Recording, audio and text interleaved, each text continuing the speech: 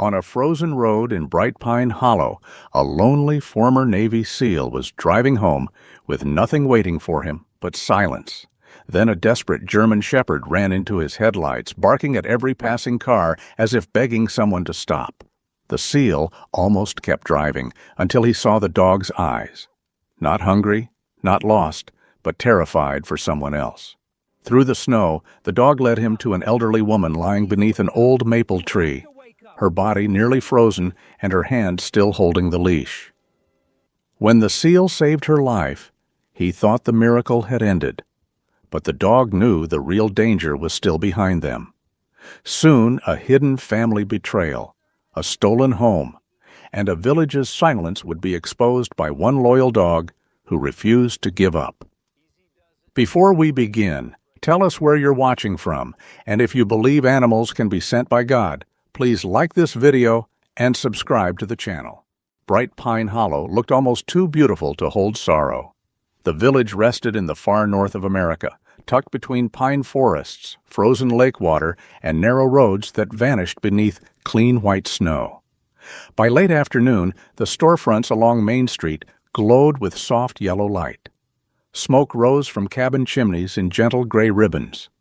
A small church bell rang somewhere beyond the feed store, its sound traveling across the cold like a prayer that had learned to walk slowly. But Caleb Mercer felt none of that warmth inside him. Caleb was 40 years old, a former Navy SEAL, 6 feet 1 inch tall, broad-shouldered, and solidly built in the way of a disciplined man who no longer lived on a battlefield but still trained before sunrise because the body remembered duty even when the war was over. His face was handsome in a rugged American way, angular and clean-shaven, with a strong chin and deep, sad eyes that seemed to carry weather no sky could explain. His hair was neatly cut in an undercut, dark with early silver at the sides, always clean, always controlled. He wore his fitted long-sleeve green camouflage uniform, matching pants, and tan military boots, the clothes sitting on him with the quiet order of a man who still believed in readiness. That day, readiness had meant pulling cars out of snowbanks.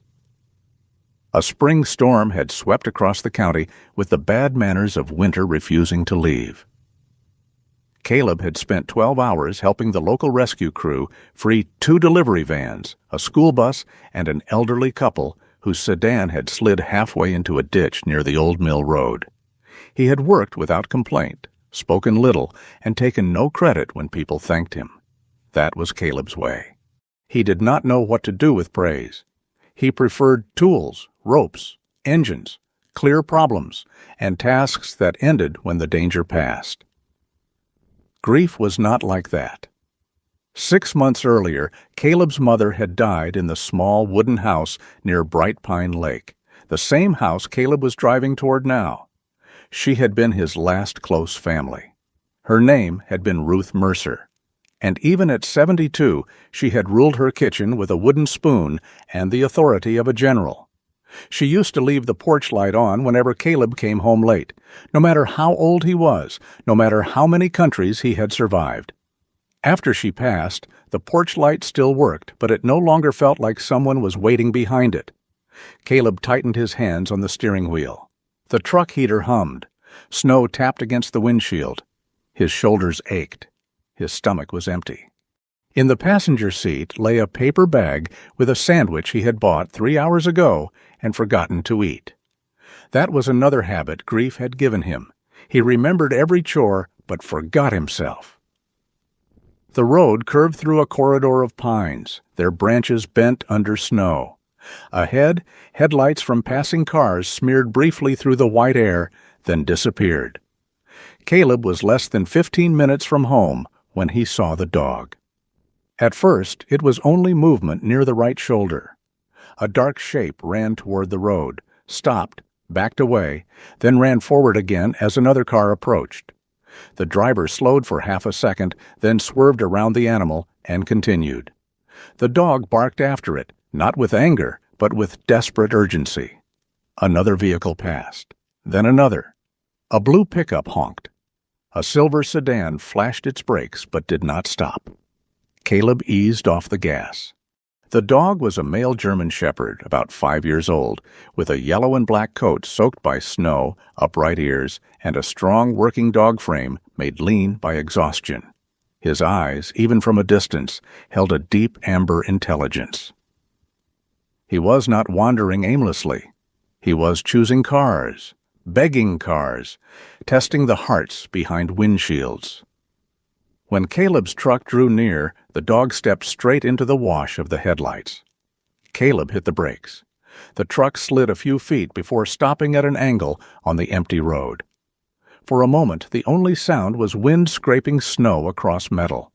The German Shepherd stood frozen in the lights, chest heaving, paws planted in the snow. His ears were high, but his body trembled. He looked at Caleb through the windshield as if the entire storm had narrowed itself down to one question. "Will you stop?" Caleb stared back. He had seen fear in men. He had seen panic, rage, shock, and the strange calm that sometimes came before death. But this was different. This animal was not afraid for himself. The dog was carrying fear for someone else. Caleb opened the door. Cold struck him hard, sharp enough to water his eyes. He stepped down into the snow, one hand raised slightly, palm open. "Easy," he said, his voice low. "I'm not here to hurt you." The shepherd barked once, then turned and ran toward the tree line. After several yards, he stopped and looked back. Caleb's breath caught.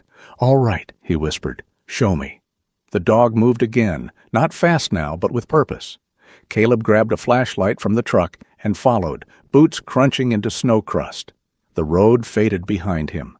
Branches clawed softly at his sleeves. The dog slipped between two low pines and led him toward a large old maple tree, standing near a drainage ditch, its black limbs raised against the storm, like the bones of some ancient guardian. Halfway there, the dog stopped. He lowered his head and gave a sound Caleb would remember for the rest of his life. It was not quite a whine, not quite a sob. It was the sound of loyalty standing at the edge of helplessness. Caleb swept the flashlight across the base of the tree. At first he saw only snow.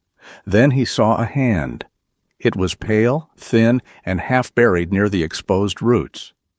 Caleb dropped to one knee and brushed snow away with his gloved fingers.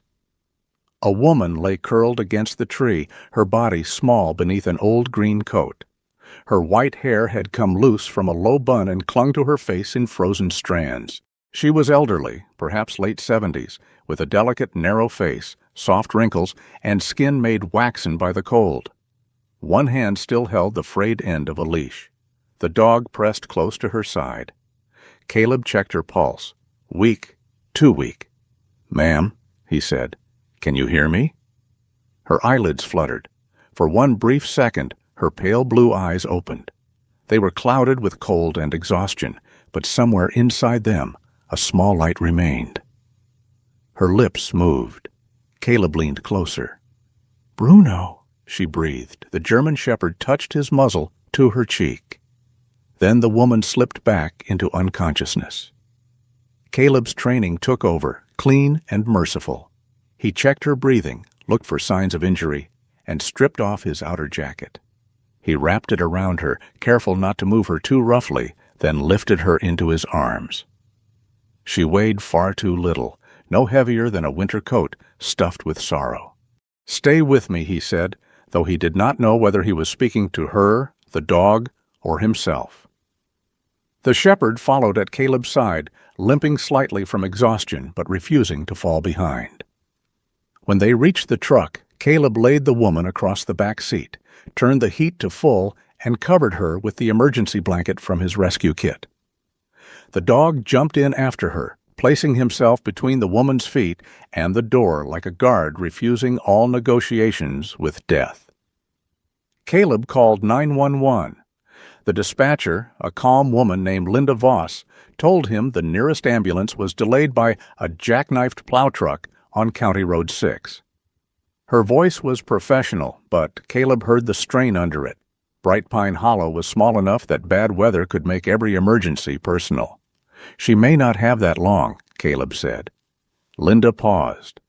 "Can you transport her to Bright Pine Medical?" Yes. Then go. I'll notify Dr. Brooks. Caleb ended the call, shifted into drive, and turned the truck toward town. The road back felt longer than it had any right to be. Snow flew sideways through the headlights. The woman's breath came shallow and uneven.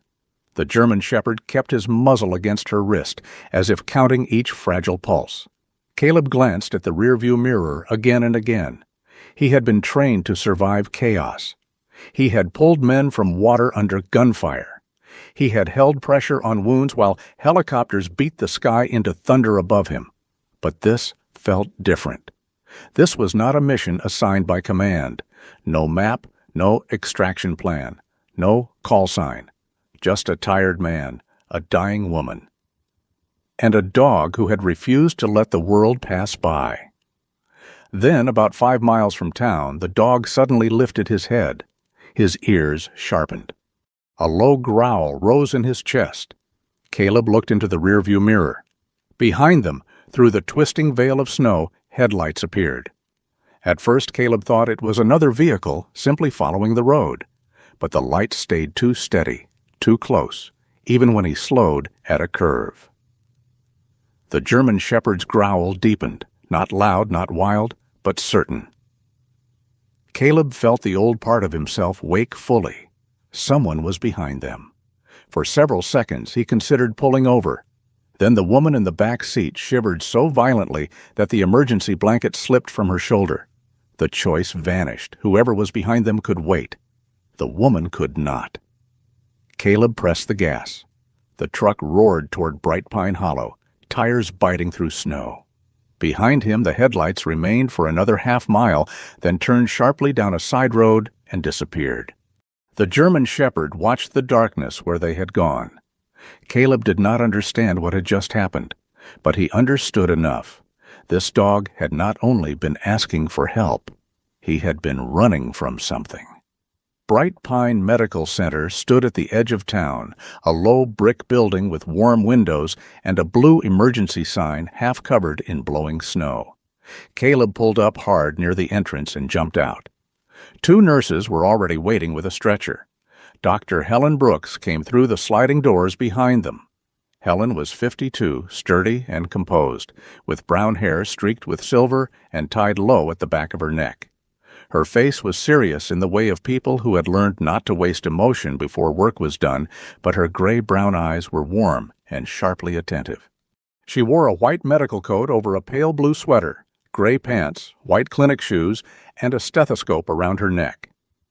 Helen Brooks was known in Bright Pine Hollow as the sort of doctor who could comfort a frightened child, scold a stubborn farmer, and make both feel cared for. "What do we have?" she asked. "Elderly female," Caleb said, lifting the woman carefully toward the stretcher. "Severe cold exposure. Weak pulse.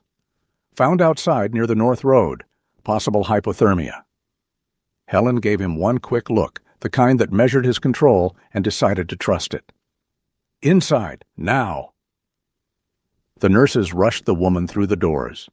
The German shepherd tried to follow, but one nurse hesitated. Caleb crouched beside the dog and placed a hand on his wet neck.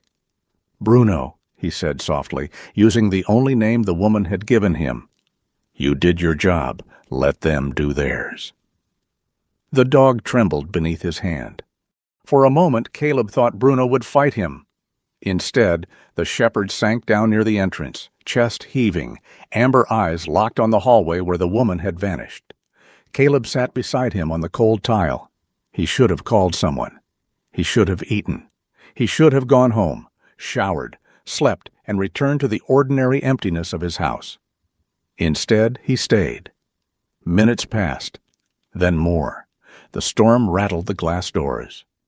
Somewhere inside the hospital, machines beeped with the small, stubborn rhythm of human life refusing to surrender.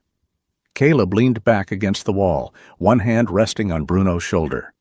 The dog was soaked, exhausted, and shaking, but his gaze never moved from the hallway. Caleb thought of all the cars that had passed. People had seen Bruno. They had heard him bark. They had noticed just enough to avoid him, but not enough to stop. That was the cruelty of ordinary days, he thought. Not hatred, not violence. just the decision to keep driving. After nearly 40 minutes, Helen returned. Her expression was tired, but not hopeless. "She's alive," Helen said. "Critical, but alive. If you had been later, even a little, I don't think she would be." Caleb closed his eyes for one breath. Bruno made a soft sound, as if some part of him understood the shape of relief. "We found identification in her coat," Helen continued. "Her name is Abigail Wren, 78, local address near Lake Bright Pine." Caleb looked down at Bruno. "Family." Helen's mouth tightened slightly. "We're checking." A nurse came from the hallway carrying an old cloth bag dusted with melting snow.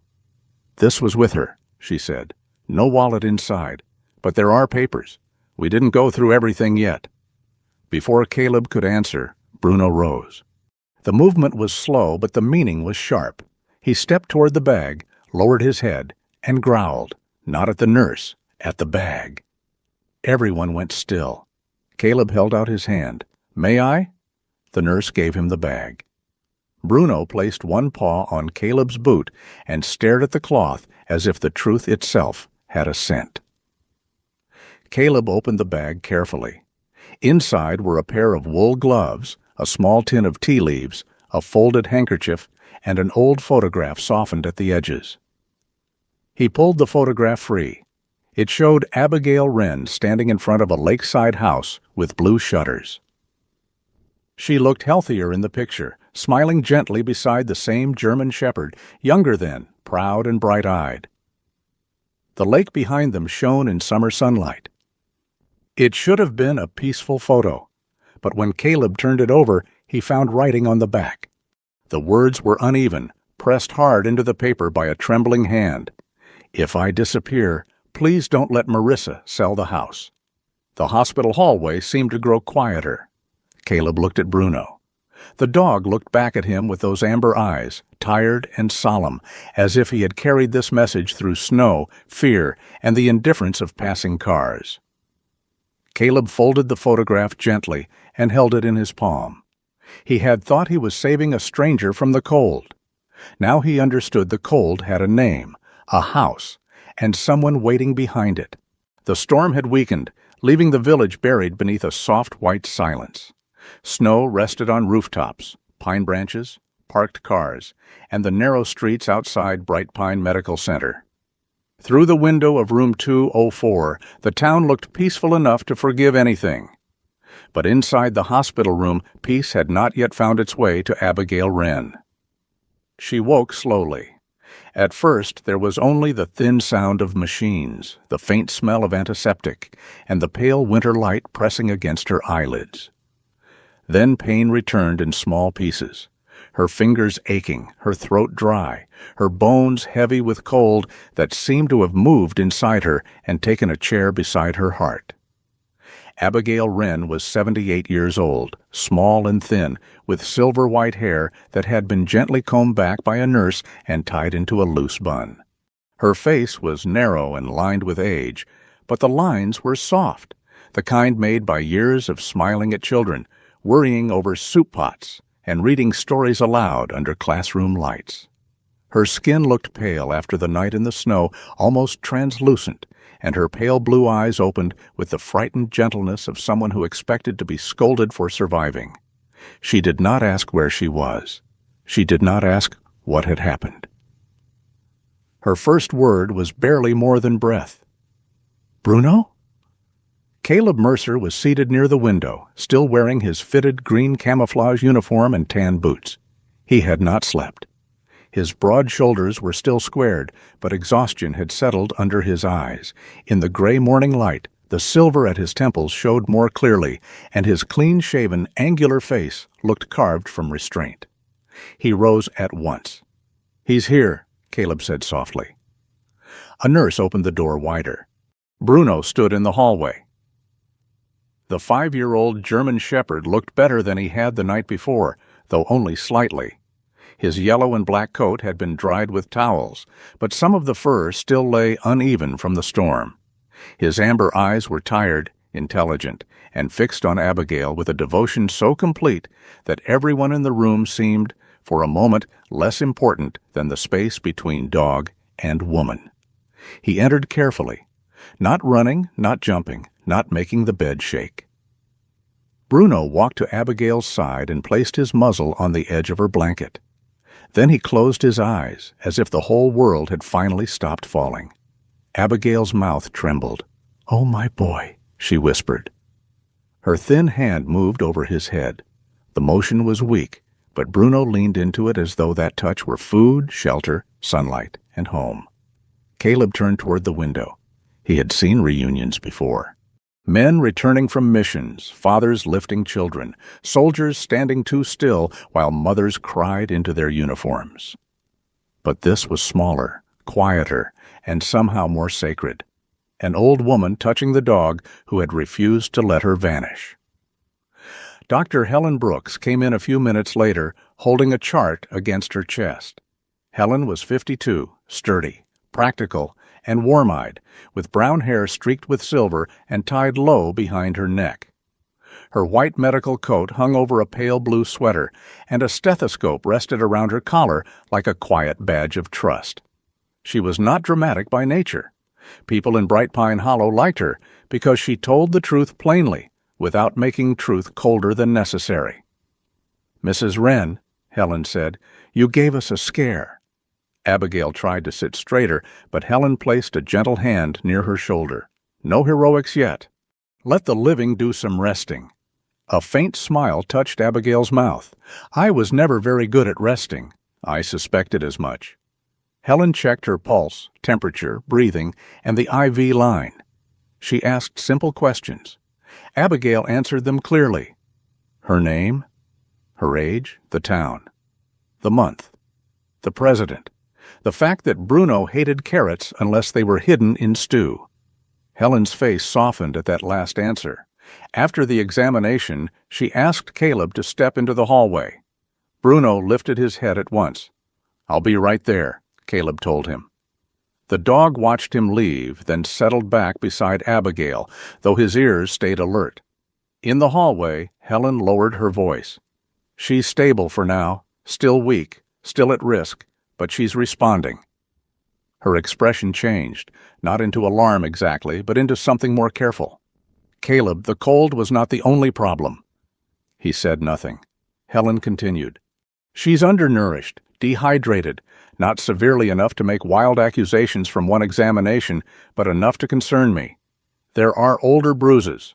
Nothing I'm going to describe dramatically, and nothing I'll rush to label without proper documentation. But I've practiced medicine long enough to know when a body has been asking for help before it ends up in a snowbank." Caleb's jaw tightened. "She said anything?" "Not much. People who have been controlled often apologize before they explain." Helen studied him. "I'm calling Grace Holloway." "Who is that?" "County social worker, 58, knows elder cases better than anyone around here. Calm, thorough, impossible to charm when she suspects something is wrong." Caleb looked through the narrow glass panel in the door. Abigail was stroking Bruno's head with slow fingers. The dog had not moved. "I don't want her pushed," he said.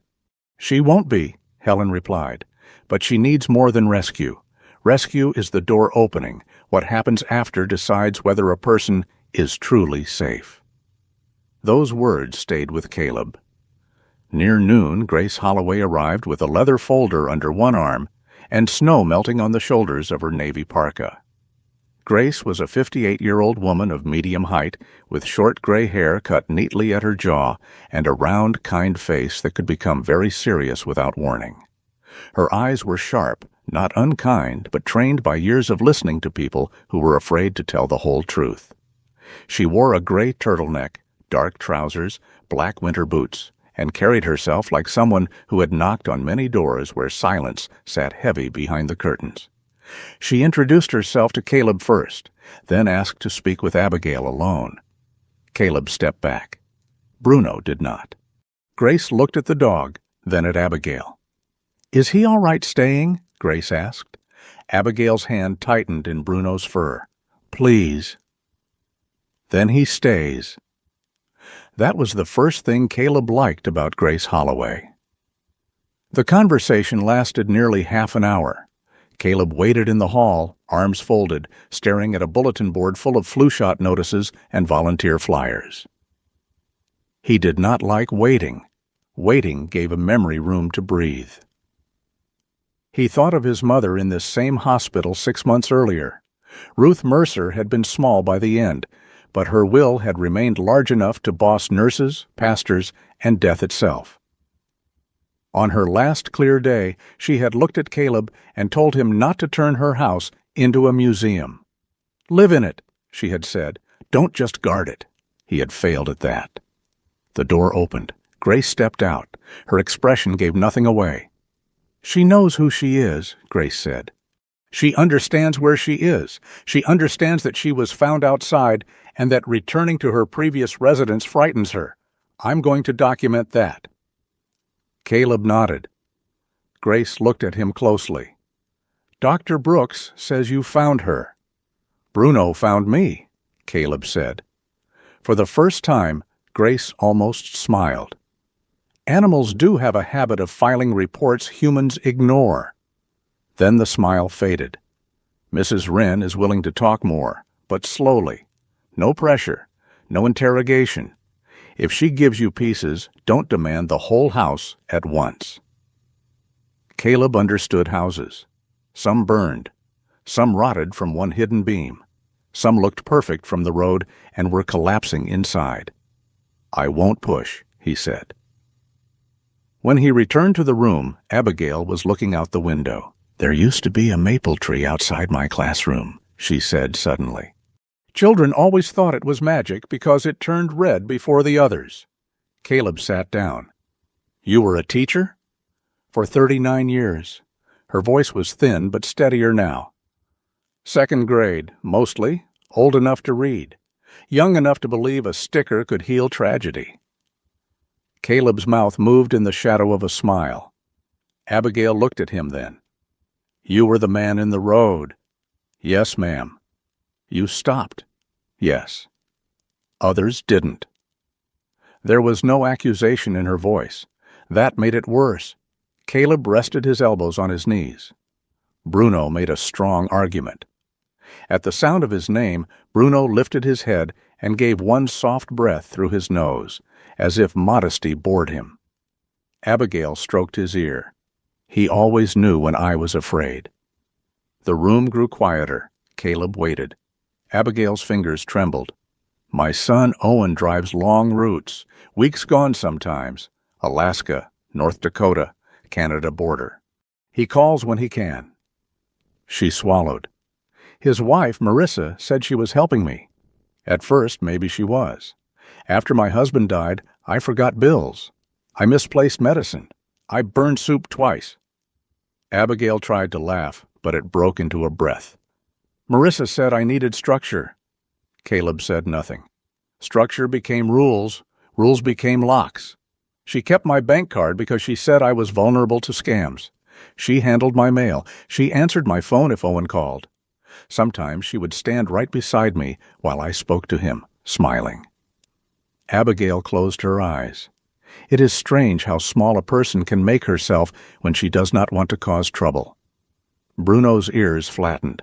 "She didn't like him," Abigail whispered. "Said a large dog was too much for an old woman. Said he made me stubborn."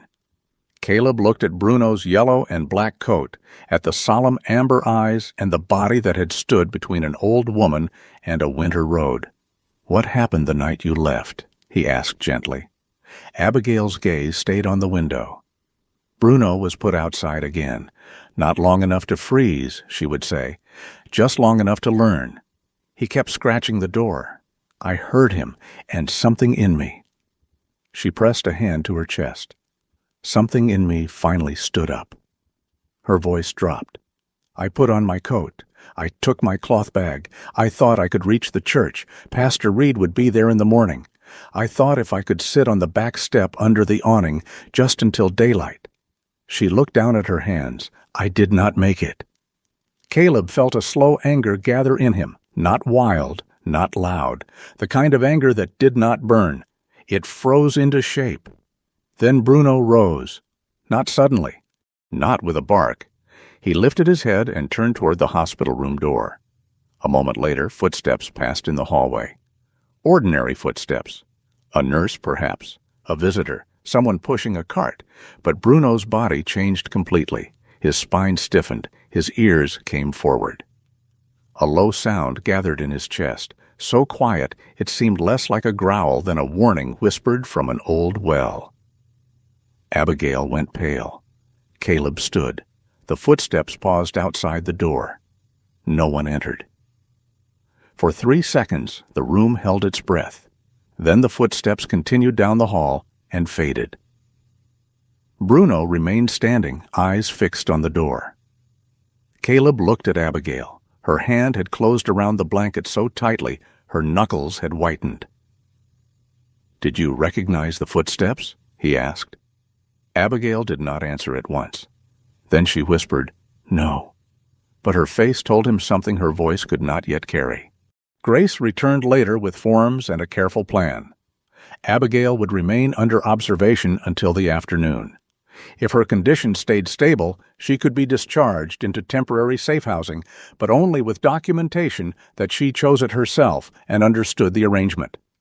Grace explained everything slowly, making sure Abigail did not feel handled like luggage. Caleb offered his house. Grace did not accept immediately. "I'll need to see it," she said. "You think I'm dangerous?" "I think good intentions still need paperwork." Helen, passing by the doorway, said, "That may be the most honest sentence ever spoken in this hospital." Caleb almost smiled. By mid-afternoon, Grace drove to Caleb's house near Bright Pine Lake, while Helen kept Abigail resting. Caleb followed in his truck with Bruno in the passenger seat. The dog sat upright despite his exhaustion, watching the road like a commander reviewing a troubled kingdom. Caleb's house stood at the edge of the lake road, built of dark wood with a wide porch and a stone chimney. Snow lay thick along the roof line. The porch light, still on from the night before, glowed pale in daylight. Inside, the rooms were clean, but too still. Ruth Mercer's old rocking chair sat near the stove. A blue mug remained on a kitchen shelf, untouched since her death. There was no clutter, no warmth of daily life, only order. Grace walked through carefully. "Heat works?" "Yes." "Guest room?" Caleb opened a door to a small room with a quilt folded at the foot of the bed and a window facing the pines. "Bathroom access?" "Same floor." "Firearms secured?" Caleb looked at her. "Yes. I have to ask." "I know." Grace noted everything. She did not pry into grief, though her eyes paused on the rocking chair. Perhaps she recognized a house where someone had kept the furniture as if the dead might return and object to changes. "This could work temporarily, she said, "if Mrs. Wren agrees." "If you understand, this does not make you her legal guardian. If medical follow-up is maintained. If I can visit." "Yes." Grace closed her folder. "And the dog?" Caleb glanced at Bruno, who had already chosen a place near the stove. "I think the dog has stronger references than I do." Grace allowed herself a small laugh. When they returned to the hospital, Abigail was sitting more upright. Color had returned faintly to her cheeks. Helen approved discharge with strict instructions. Warmth, fluids, rest, follow-up, and no emotional ambushes if anyone came demanding access. Abigail listened, then looked at Caleb. "I do not want to trouble you," she said. "You won't. You do not know that. I know my house has 2 empty rooms and 1 lonely stove." Her eyes softened. Caleb added, "And if my mother were alive, she'd probably haunt me for leaving a teacher and her dog without shelter." For the first time, Abigail laughed. It was small, fragile, and brief, but it was real. Bruno moved to Caleb's side and rested his head against his leg, as if signing the agreement on behalf of all sensible creatures. That evening, Caleb helped Abigail into his truck. Grace stood nearby with paperwork. Helen wrapped an extra blanket around Abigail's knees and gave Caleb a look that said she trusted him, but would personally end him if he disappointed her patient. The snow had stopped. The sky above Bright Pine Hollow had cleared into a pale blue evening. The hospital windows reflected sunset. For a moment, the world looked gentle again. Then Abigail saw the silver car across the street. It was parked beneath a bare elm tree near the pharmacy. A woman sat behind the wheel, half shadowed by the windshield. She appeared to be in her early 40s, slender, neatly dressed, with chestnut brown hair resting at her shoulders, and a stillness too controlled to be casual. She did not wave. She did not get out. She simply watched. Abigail's hand tightened around Bruno's leash. Bruno's lips lifted just enough to show the edge of his teeth, though he made no sound. Caleb followed Abigail's gaze. "Who is that?" The silver car started. For one long second, the woman's face turned toward them through the glass. Then she drove away. Abigail's voice came out low, tired, and full of old fear. "My daughter-in-law." Caleb looked down the street where the car had disappeared. The porch light of his house waited on the far side of town. For the first time in months, he would not return to it alone, but he understood now that he was not only bringing home an old woman and a loyal dog. He was bringing home a story someone else wanted buried. The house by Bright Pine Lake did not know what to do with voices anymore. For 6 months, Caleb Mercer had kept it clean, repaired, and warm enough to survive winter, but not warm enough to feel alive. The floors were swept. The stove was stocked. The firewood stood in careful rows beneath the porch roof. Every object had its place because order was easier than grief. But when he opened the front door that evening and helped Abigail Wren step inside, the silence seemed to move aside, startled by company.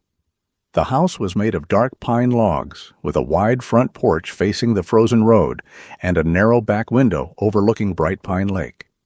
Beyond the glass, the lake lay under a pale shell of ice, and the pines around it stood like patient witnesses in white robes.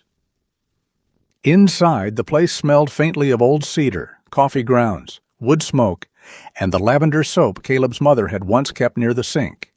Abigail paused in the entryway.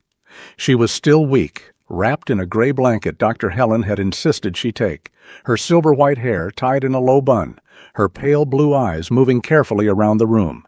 She wore hospital socks inside borrowed winter boots, and her hands trembled as they held Bruno's leash. "I can stay somewhere else," she said. Caleb shut the door against the cold.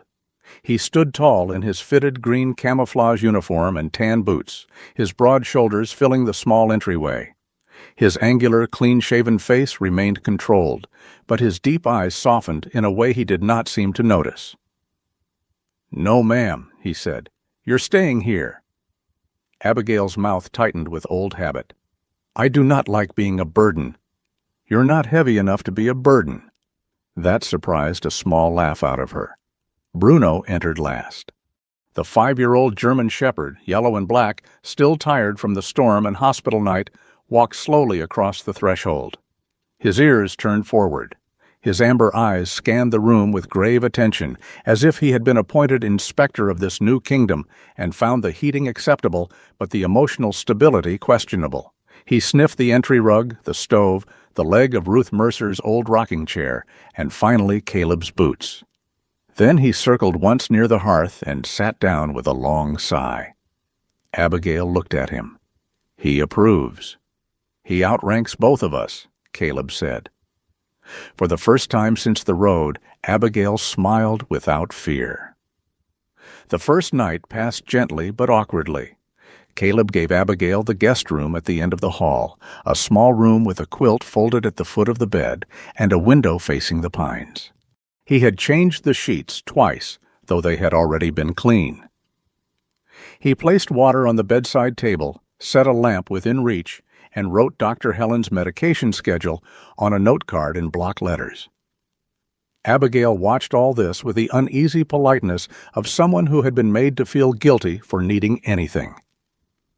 "You don't have to do all that," she murmured. "Yes, ma'am. I mean it. So do I." She studied him. "You always answer like that?" "Usually when I'm right." Bruno, lying across the doorway like a fur-covered security system, gave a soft huff. Abigail looked down at him. "Even the dog thinks you're stubborn. He's not wrong." The house did not become cheerful all at once. Healing, like snowmelt, began at the edges. The next morning, pale sunlight spilled over the lake and turned the ice silver. Caleb woke before dawn, as he always did, and nearly forgot that he was not alone. Then he heard a cough from the guest room, the faint click of Bruno's nails in the hallway, and the strange sound of life returning to spaces that had been too respectful of sorrow. He made breakfast, or tried to. By the time Abigail came into the kitchen, wrapped in her old green coat over a cream sweater and a brown wool skirt that Grace had helped retrieve from the hospital bag, Caleb had produced a pot of oatmeal so thick the spoon stood upright in it. Abigail stared at the pot. Caleb stared at the pot. Bruno stared at both of them with the solemn interest of an animal prepared to eat evidence, if necessary. "My mother used to say oatmeal should hold a man through the morning," Caleb said. Abigail lifted one eyebrow. "This one could hold up a barn." A sound escaped Caleb before he could stop it. A laugh. Small, rusty, brief, but real. Abigail covered her own smile with one hand, as if joy were something she had not been allowed to handle in public for a long time. Bruno chose that moment to steal a small corner of toast from the table. When Caleb turned, the German shepherd had already looked away toward the window, wearing the expression of an innocent philosopher contemplating winter. "Bruno!" Abigail scolded weakly. The dog's ears flicked. Caleb looked at Abigail. He has tactical discipline. He has no shame. Useful trait in survival. Over the next days, the rhythm of the house changed. Caleb fixed the loose railing near the hallway because Abigail's left hand shook when she stood. He moved a chair closer to the stove so she could warm herself without crossing the room too often. He bought proper dog food for Bruno, softer food for Abigail, and far too many kinds of tea because he did not know which one an elderly former teacher preferred and approached the matter like logistics for a deployment. Abigail noticed everything. She apologized for the dog hair. She apologized for using extra hot water. She apologized when she dropped a spoon. Each apology struck Caleb in a place he had no armor for. He began answering the same way every time. No harm done. At first, she did not believe him. Then, slowly, she stopped apologizing before breathing. One afternoon, while Caleb was stacking wood outside, Abigail found a small recipe notebook in the kitchen drawer. The cover was faded blue, and the first page bore Ruth Mercer's handwriting. Abigail touched the name with careful fingers.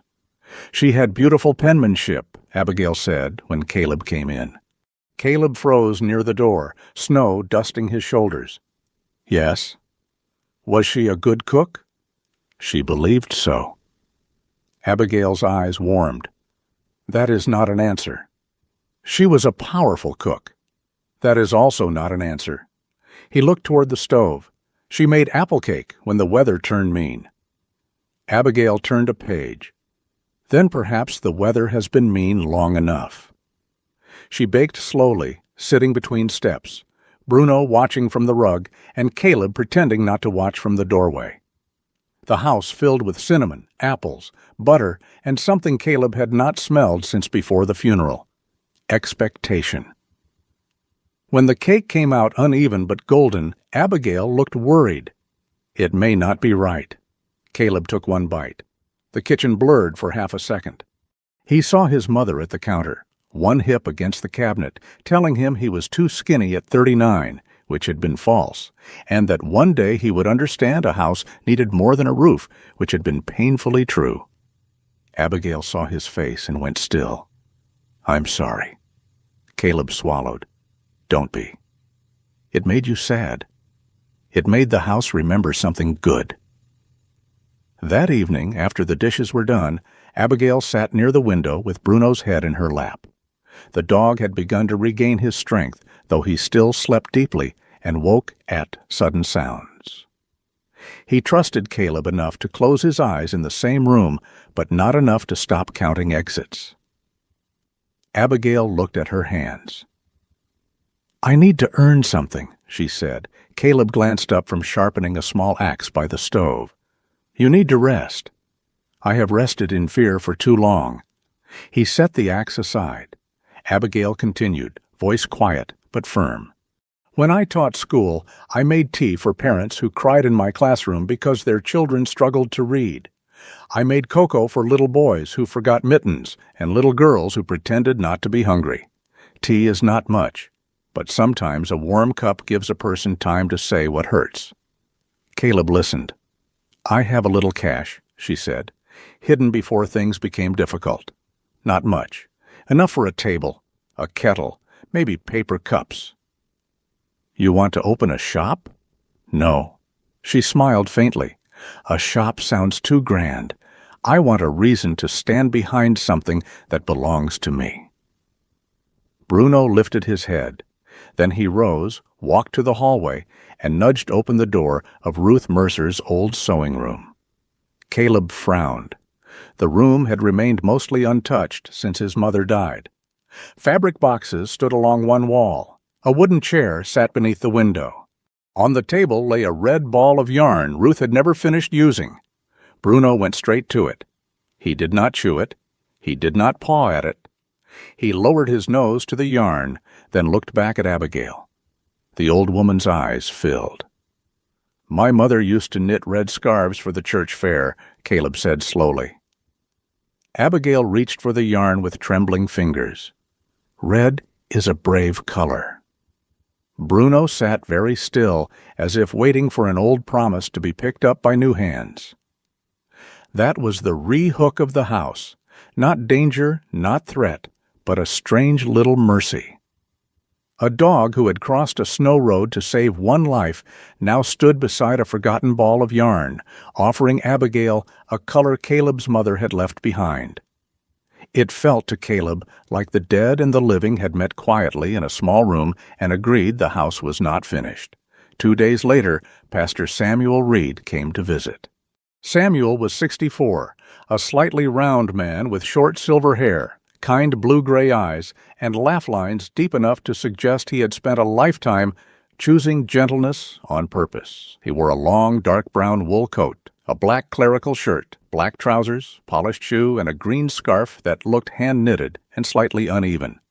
He had known Ruth Mercer for years and seemed to carry grief lightly, not because he felt less of it, but because he had learned how to set it down when someone else needed help. He stood in Caleb's kitchen, holding his hat in both hands, and bowed his head when Abigail thanked him for coming. "Mrs. Wren," he said, "I still remember you catching me copying Thomas Bell's spelling test in 3rd grade." Abigail blinked, then looked closer. "Samuel Reed?" "The guilty survive, ma'am."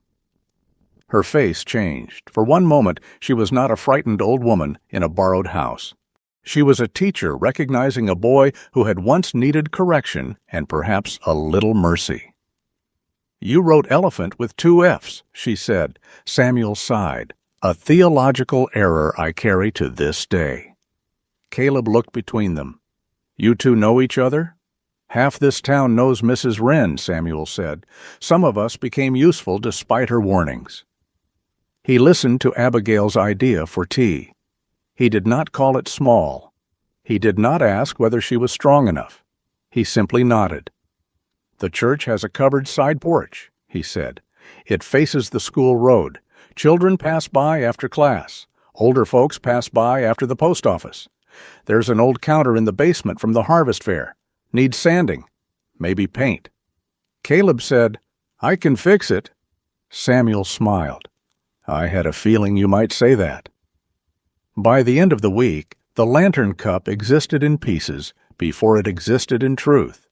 Caleb hauled the old counter from the church basement. It smelled of dust, cider, and forgotten bake sales. He sanded it smooth in the cold sunlight, while Bruno supervised from a patch of snow near the porch. Abigail sat wrapped in a blanket, knitting the red yarn into a scarf for Bruno. Every few rows, she stopped to correct Caleb's sanding technique, despite having no visible qualifications in carpentry except absolute confidence. Pastor Samuel brought folding chairs. A woman from the church donated paper cups. Someone left a box of tea tins on the porch with no note. The first day the lantern cup opened, the sky was bright and the snow along the church path sparkled like crushed glass. Abigail wore her cream sweater, brown wool skirt, old green coat, gray scarf, and winter boots. Her hands still trembled, but they steadied when she poured tea. Bruno lay beside the counter wearing his new deep red scarf, yellow and black fur shining in the cold sun, amber eyes watching every customer as if he were deciding whether they deserved biscuits. Children adored him immediately.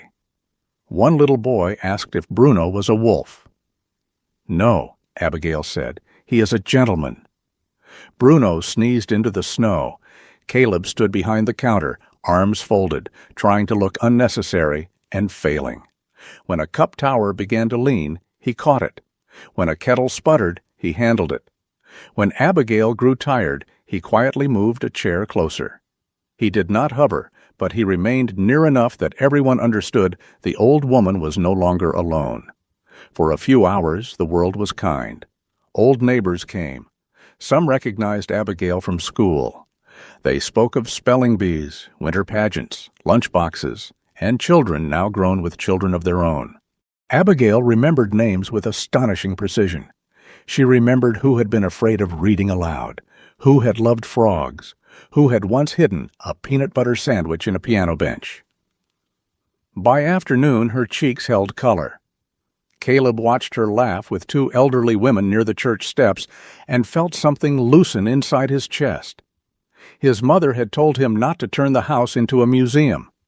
Maybe he had misunderstood. Maybe living in a house did not mean keeping it for himself. Maybe it meant letting it become a harbor. Then a beige coat appeared at the edge of the crowd. Marissa Wren walked toward the counter. She was 42, slender and polished, with chestnut brown hair styled smoothly to her shoulders, pale skin, and cold blue eyes that looked gentle only from a distance. She wore an elegant beige wool coat, a white turtleneck, tan trousers, cream leather boots, and carried a small brown handbag at her wrist. Her smile was soft, almost wounded, carefully shaped for witnesses. "Mom," she said. The word struck Abigail like a hand. Bruno rose, not lunging, not barking, just standing. The red scarf shifted against his neck. His amber eyes fixed on Marissa with a stillness that made the air around the counter tighten. Marissa looked at Caleb, then at Pastor Samuel, then at the small crowd pretending not to listen. "I've been so worried," she said. "You shouldn't be out here in the cold, and with him." Her eyes moved to Caleb. "A stranger." Caleb said nothing. Abigail's hands trembled around the teapot. Samuel stepped closer, mild but present. "Mrs. Wren is among friends." Marissa's smile did not break. "Of course, but family should handle family." Bruno gave a low, warning sound. Abigail whispered, "Bruno, stay." The dog obeyed, though every line of his body remained alert. Marissa leaned slightly toward Abigail, lowering her voice while still performing concern for the crowd. "You're confused. We can talk at home." "I am not going home with you," Abigail said. The sentence was not loud, but it landed. For the first time, Marissa's face changed. Only a flicker, a thin crack in polished ice. Then she recovered, touching a hand to her chest. "We'll discuss this later." As she turned away, she passed close to Bruno. Caleb heard her whisper, barely moving her lips. "A dog can't guard her forever." Caleb's hand closed around the edge of the counter. Bruno did not move, but his eyes followed her all the way to the street. That night, The lantern cup was closed, the church porch empty beneath a sky full of pale stars. Caleb drove Abigail home before dark, made sure she ate soup, and watched Bruno settle near her chair. The house felt warmer than it had in years, but just after midnight, Pastor Samuel called.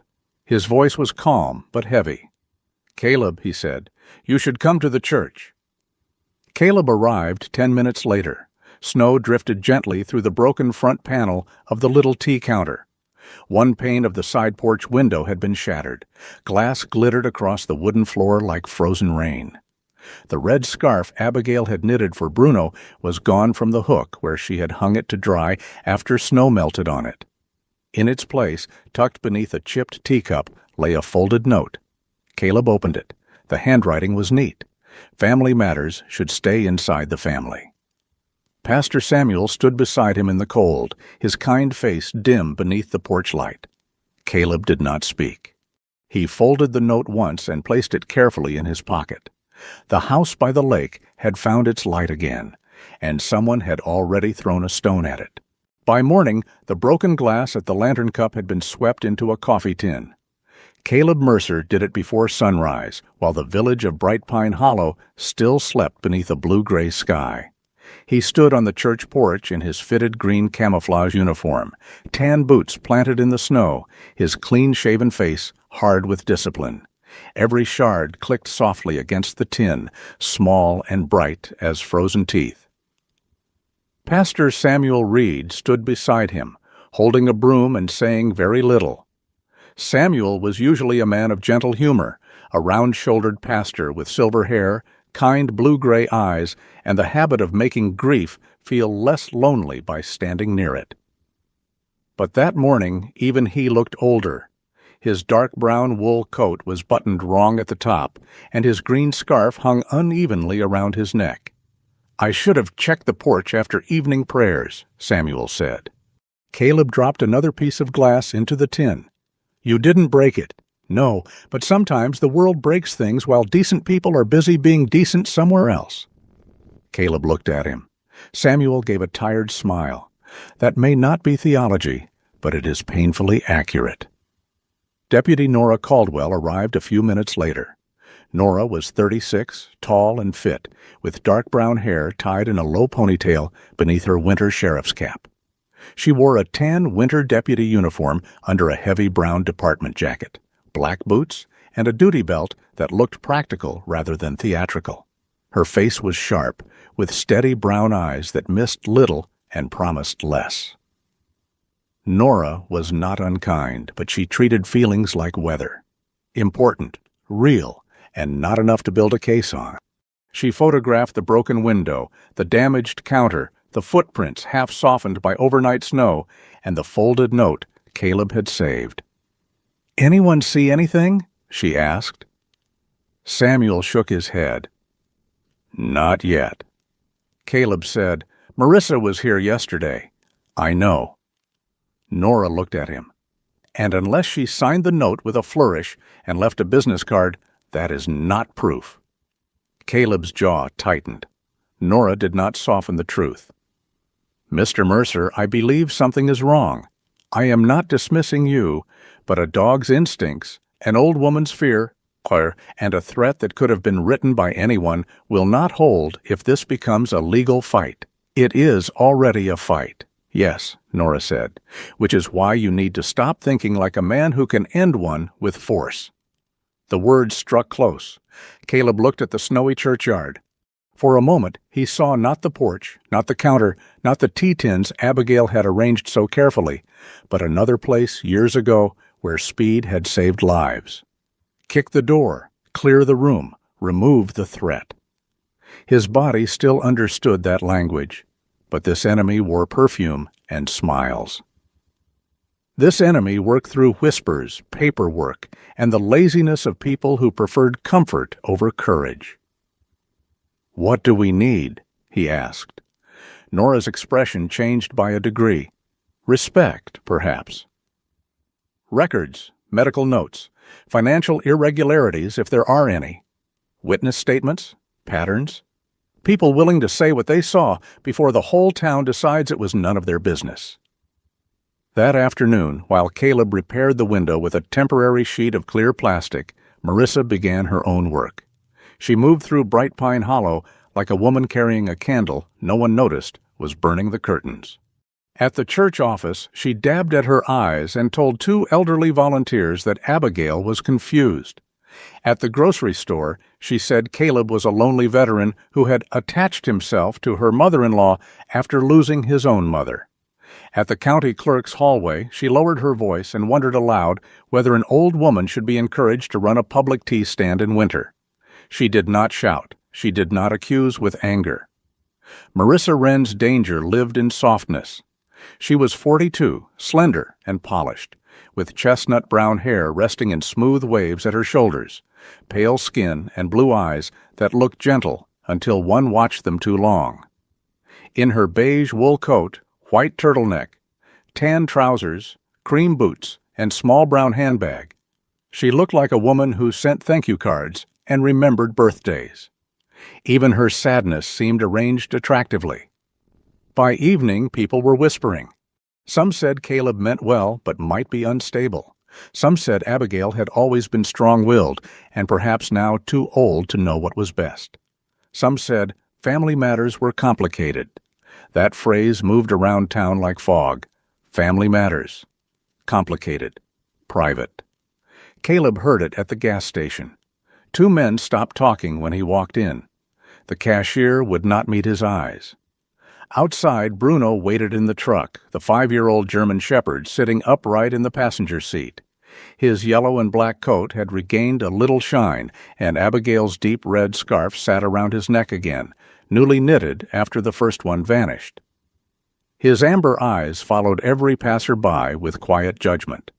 Caleb climbed into the truck and sat without starting the engine. "You hear that?" he asked the dog. Bruno blinked once.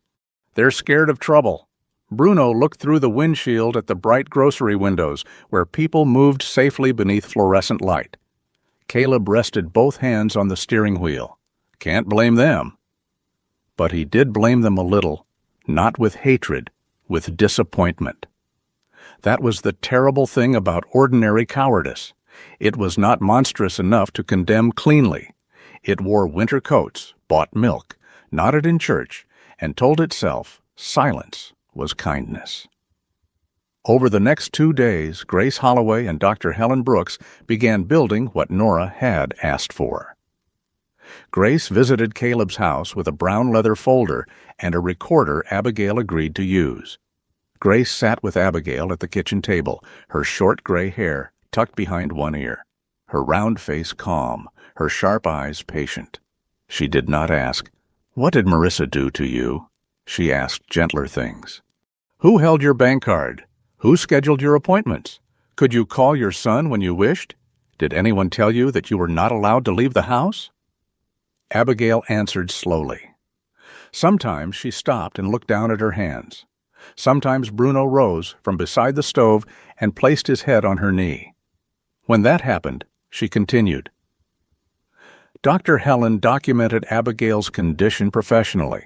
No drama, no exaggeration, just facts placed in the correct order. Cold exposure, weakness, signs of inadequate nutrition, dehydration, stress response, and the need for follow-up care.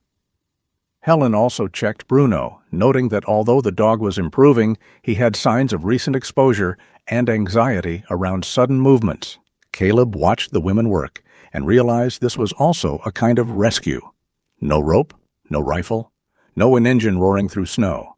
Only forms, dates, careful questions, and the slow dignity of being believed. The rehook came on Thursday morning outside Elliot Marsh's clock shop. Caleb had driven Abigail to the church to check on the lantern cup. The temporary plastic over the window rattled in the wind, but inside the counter stood repaired, the kettle polished, and a few children had taped drawings of Bruno to the side panel. One drawing showed him wearing a crown, another gave him wings. Bruno sniffed both and appeared unimpressed by the artistic liberties. Afterward, Abigail asked to walk a little along Main Street. Caleb stayed close, one hand ready, but not touching her elbow unless she needed it. Bruno walked on her other side, red scarf bright against his yellow and black fern. They passed a narrow storefront with old clocks in the window. Bruno stopped, not slowed, stopped. His ears came forward. His body stiffened, and his eyes fixed through the glass. Inside the shop, an elderly man looked up from a workbench. Elliot Marsh was 67, thin and slightly stooped, with sparse white hair, pale blue eyes, and a long, anxious face that seemed built for apologies he had not yet made. He wore a worn brown cardigan, a blue-gray plaid shirt, gray khaki pants, and wire-rimmed glasses that slipped down his nose. His hands were delicate and stained faintly with clock oil, the hands of a man who could repair tiny gears but had failed to move when something larger broke in front of him. When Elliot saw Bruno, the color drained from his face. Abigail whispered, "Elliot?" The old man opened the door before Caleb could knock. The clock shop smelled of brass, dust, and old wood. Dozens of clocks ticked on the walls, none perfectly together, so the room sounded like time arguing with itself. Elliot looked at Abigail, then at Bruno. "I heard him," he said. No one had asked a question. Caleb remained still. Elliot swallowed. "That winter morning, behind your house. I heard him scratching at the porch door. Then I heard Marissa yelling."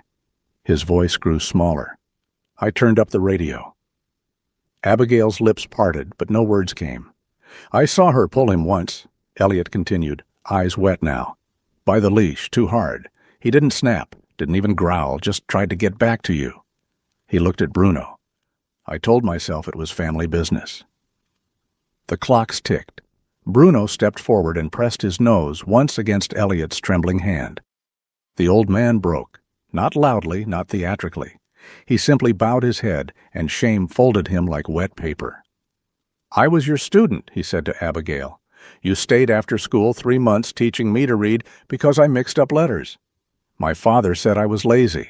You said I was not. You saw me when no one else bothered." His voice cracked. "And when I should have seen you, I looked away." Abigail's eyes filled with tears. She did not forgive him. Not then. Forgiveness was not a coin to hand out because someone finally named his guilt. But she reached out and touched the counter, steadying herself. Caleb looked at Elliot. "This time," Caleb said quietly, "if you see snow covering the truth, don't wait for spring." Elliot nodded. "I have a camera," he said. "Back alley. It records when it feels like it, old stubborn thing. But maybe it saw something." That afternoon, Nora took Elliot's first statement. By then, another witness had appeared. Mattie Cole worked evenings at Finch's Market, the small grocery with green awnings and a bell that chimed too cheerfully in winter. Mattie was 17, small-framed, with dark blonde hair pulled into a ponytail, green eyes, a scatter of freckles across her nose, and the cautious posture of a girl used to adults telling her not to get involved. She wore a navy hoodie beneath a red puffer jacket, dark jeans, black snow boots, and a plastic name tag clipped crookedly near her shoulder.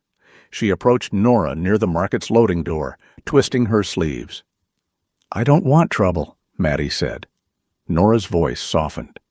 "People who say that usually already saw some." Mattie looked at Caleb, then at Abigail, who sat in the truck while Bruno watched through the cracked window. "Mrs. Wren used to give me peppermints when I was little," Mattie said. "At school concerts. She remembered my name even after I got too old for them." Caleb waited. Mattie took a breath. Marissa came into the store a lot. Bought expensive face cream, candles, wine for dinner parties. But she returned nutritional soup once. Said it cost too much for someone who barely ate. Her cheeks flushed. "And Bruno, I saw him in her car one day. It was cold. She left him there while she shopped and talked on her phone. He wasn't barking, just sitting, watching the door like he knew nobody was coming quickly." The smallness of it hurt. Not one grand cruelty, not one dramatic evil. Just 100 little choices, each one cold enough to matter. Nora wrote everything down. At the Lantern Cup, something else was happening. People came slowly at first, almost guiltily. The broken window had been replaced with donated glass. Pastor Samuel hung 2 lanterns outside the church porch. Children taped more drawings of Bruno to the counter. One elderly woman brought a tin of cookies. A retired mechanic brought a space heater. Someone left a bag of dog treats, unsigned. Abigail stood behind the counter, cream sweater neat beneath her old green coat, gray scarf folded at her neck. Her hand still trembled, but less when she poured. People began telling her things. Not always direct apologies. Sometimes stories. My son handles my bills now. My daughter says I shouldn't drive anymore, but she also won't take me anywhere. My nephew keeps asking about my lake cabin. Abigail listened. The tea stand was becoming something Caleb had not expected. Not a business, not exactly. More like a small fire where people came close enough to admit they were cold. Marissa noticed. She arrived late one afternoon with Owen Wren. Owen was 45, tall and broad from years of labor rather than training, his face weathered by highways and bad sleep. His brown hair was messy beneath a trucker cap, with gray at the temples, and he wore a navy trucker jacket lined with fleece, a red plaid shirt, dark jeans, and worn brown work boots. Stubble shadowed his jaw, not stylish, just the result of too many miles between rest stops. His eyes were brown, tired, and uncertain. He looked like a man who had spent years choosing the road, because the road asked fewer emotional questions than home. Marissa held his arm. Her face was pale and tearful in exactly the right way. "There she is," Marissa whispered, loud enough for those nearby. "Your mother! Look what they've done. She thinks this is independence." Owen stared at Abigail. For a moment, mother and son looked at each other across the little porch, with kettles, lanterns, gossip, and years of avoidance between them. "Mom," Owen said. Abigail gripped the counter. "Owen?" Bruno stood. The German shepherd did not run to Owen, did not wag, did not greet him like family, returning from the road. He moved in front of Abigail and planted himself there, calm and immovable, his red scarf bright as a warning flag. Owen's face changed. It was not anger, not yet understanding. It was the first crack of doubt. Marissa saw it too, and tightened her hand on his sleeve. "She's been confused," Marissa said quickly. "That dog has made everything worse. And him." She looked at Caleb. "He's filling her head." Caleb did not answer. Nora, standing nearby with her notebook, closed it slowly. "Owen Wren?" she asked. He nodded. "I'll need to speak with you later." Marissa's smile froze. "About what?" Nora looked at her. "Family matters." The words hung there, turned back on her like a mirror. That evening, as the last light faded, Elliot Marsh arrived at the church porch carrying an old laptop under one arm. His cardigan was buttoned wrong, and snow clung to the tops of his worn shoes. He looked terrified, but he did not turn back. "I've found something," he said. Nora, Caleb, Pastor Samuel, and Abigail gathered near the counter. Bruno sat close to Abigail's knee, eyes fixed on Elliot, as if judging whether the old man had finally chosen courage. The video was grainy, shot from the rear of Elliot's shop across the alley behind the church. The image flickered. Snow blurred part of the frame, but it was enough. It showed Marissa behind the church on the night the window was broken. She stood beside a dark pickup truck, speaking to a man whose face was partly hidden by a hood. No violence appeared, no dramatic attack. But the timing, the place, and the secrecy gave the silence a shape. Nora watched the clip twice. Then she looked at Caleb.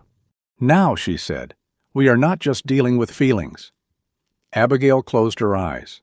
Caleb looked at Bruno, then at the lanterns burning softly along the church porch.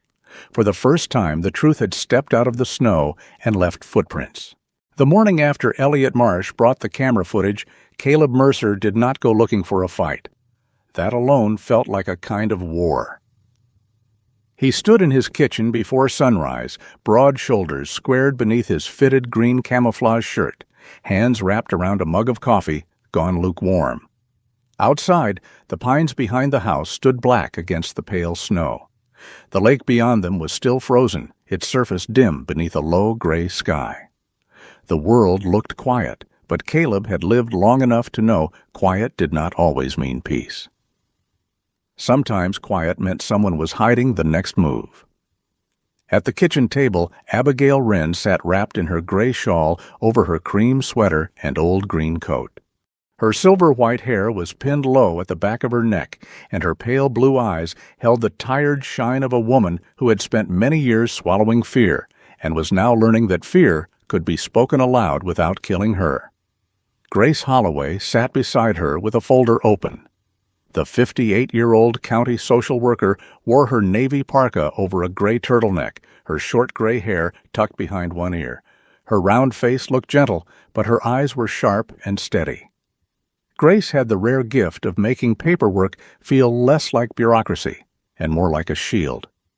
Across from them, Deputy Nora Caldwell reviewed notes in a small black notebook.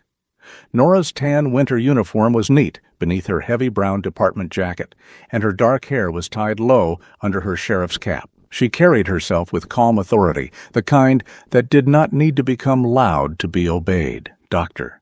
Helen Brooks had stopped by before clinic hours, still wearing her white medical coat over a pale blue sweater. Her brown and silver hair was tied back, and her expression was serious in the way of someone who had seen too many people arrive at help only after the damage had become visible. Bruno lay near Abigail's chair.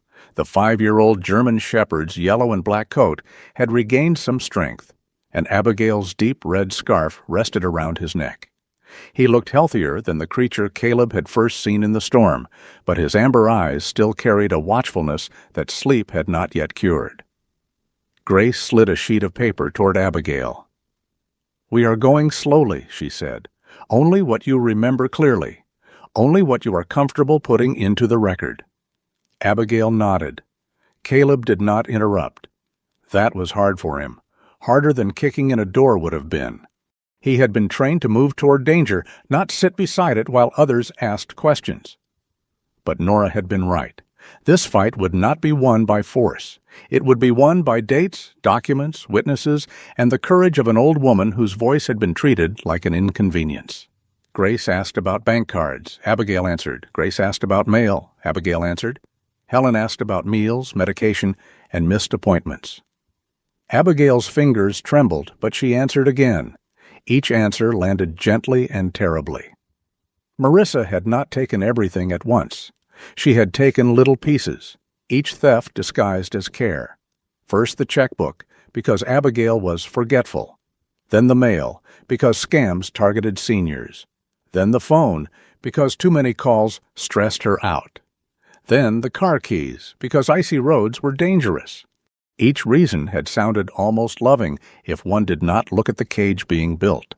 Nora wrote without comment. Finally, Abigail grew quiet. Bruno lifted his head.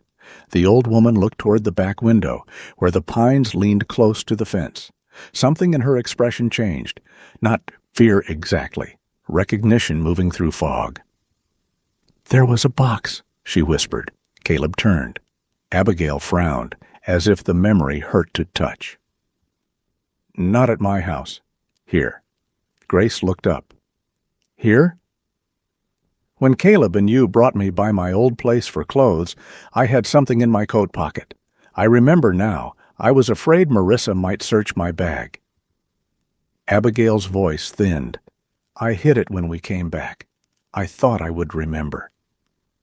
Bruno rose before anyone moved. He walked to the back door and stood there, ears forward, body still. Caleb looked at Grace. "May I?" Grace nodded. "Stay on your property. Don't disturb anything that could belong elsewhere." Caleb almost smiled. "Yes, ma'am." Outside, the cold took his breath for a second.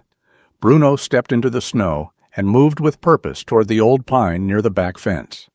The tree was tall and weather-bent, its lower branches heavy with white. Caleb followed, boots sinking into the crusted snow. Abigail stood at the window inside, one hand against the glass. Bruno stopped beneath the pine and pawed lightly near a root. Not frantic, certain. Caleb crouched and brushed away snow with gloved hands. Beneath the frozen crust, under a flat stone, his fingers struck metal.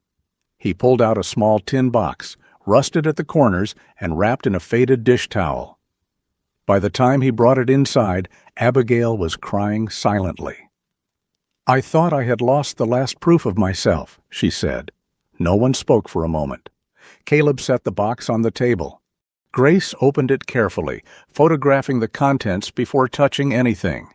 Inside were folded bank letters, copies of property documents, an unsigned power of attorney form, pharmacy receipts, and one sheet of cream-colored paper bearing Marissa Wren's neat handwriting.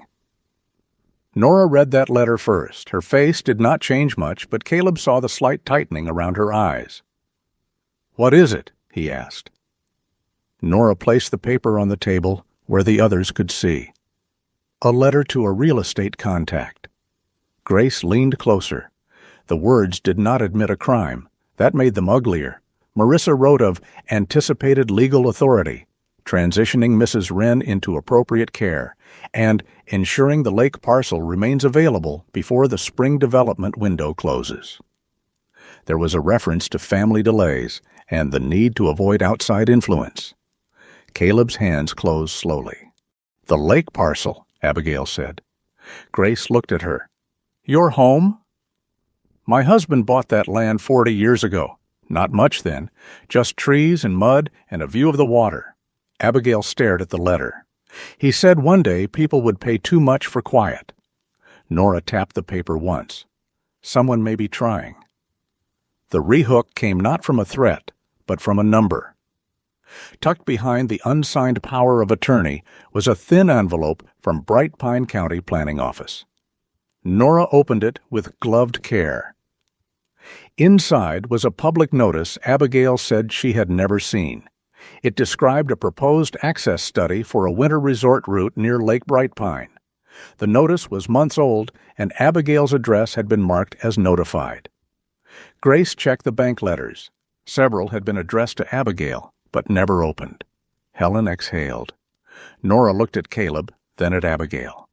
"This is not only about a tea stand." The room went still. Outside, wind moved through the pine branches. Bruno stood beside Abigail's chair, his amber eyes fixed on the table, as if he understood that paper could be unleashed too. Caleb felt the shape of the enemy change. Marissa did not fear the lantern cup because it made money. She feared it because it gave Abigail witnesses. It gave her a routine, friends, receipts, a place in public. It made her visible again. And visible people were harder to erase. By noon, Owen Wren arrived. He came in through the back door like a man entering a house where judgment had already taken a seat.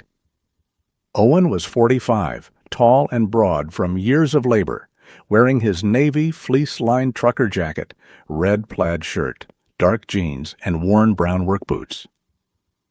His brown hair was untidy beneath a cap he held in both hands, and gray showed at his temples.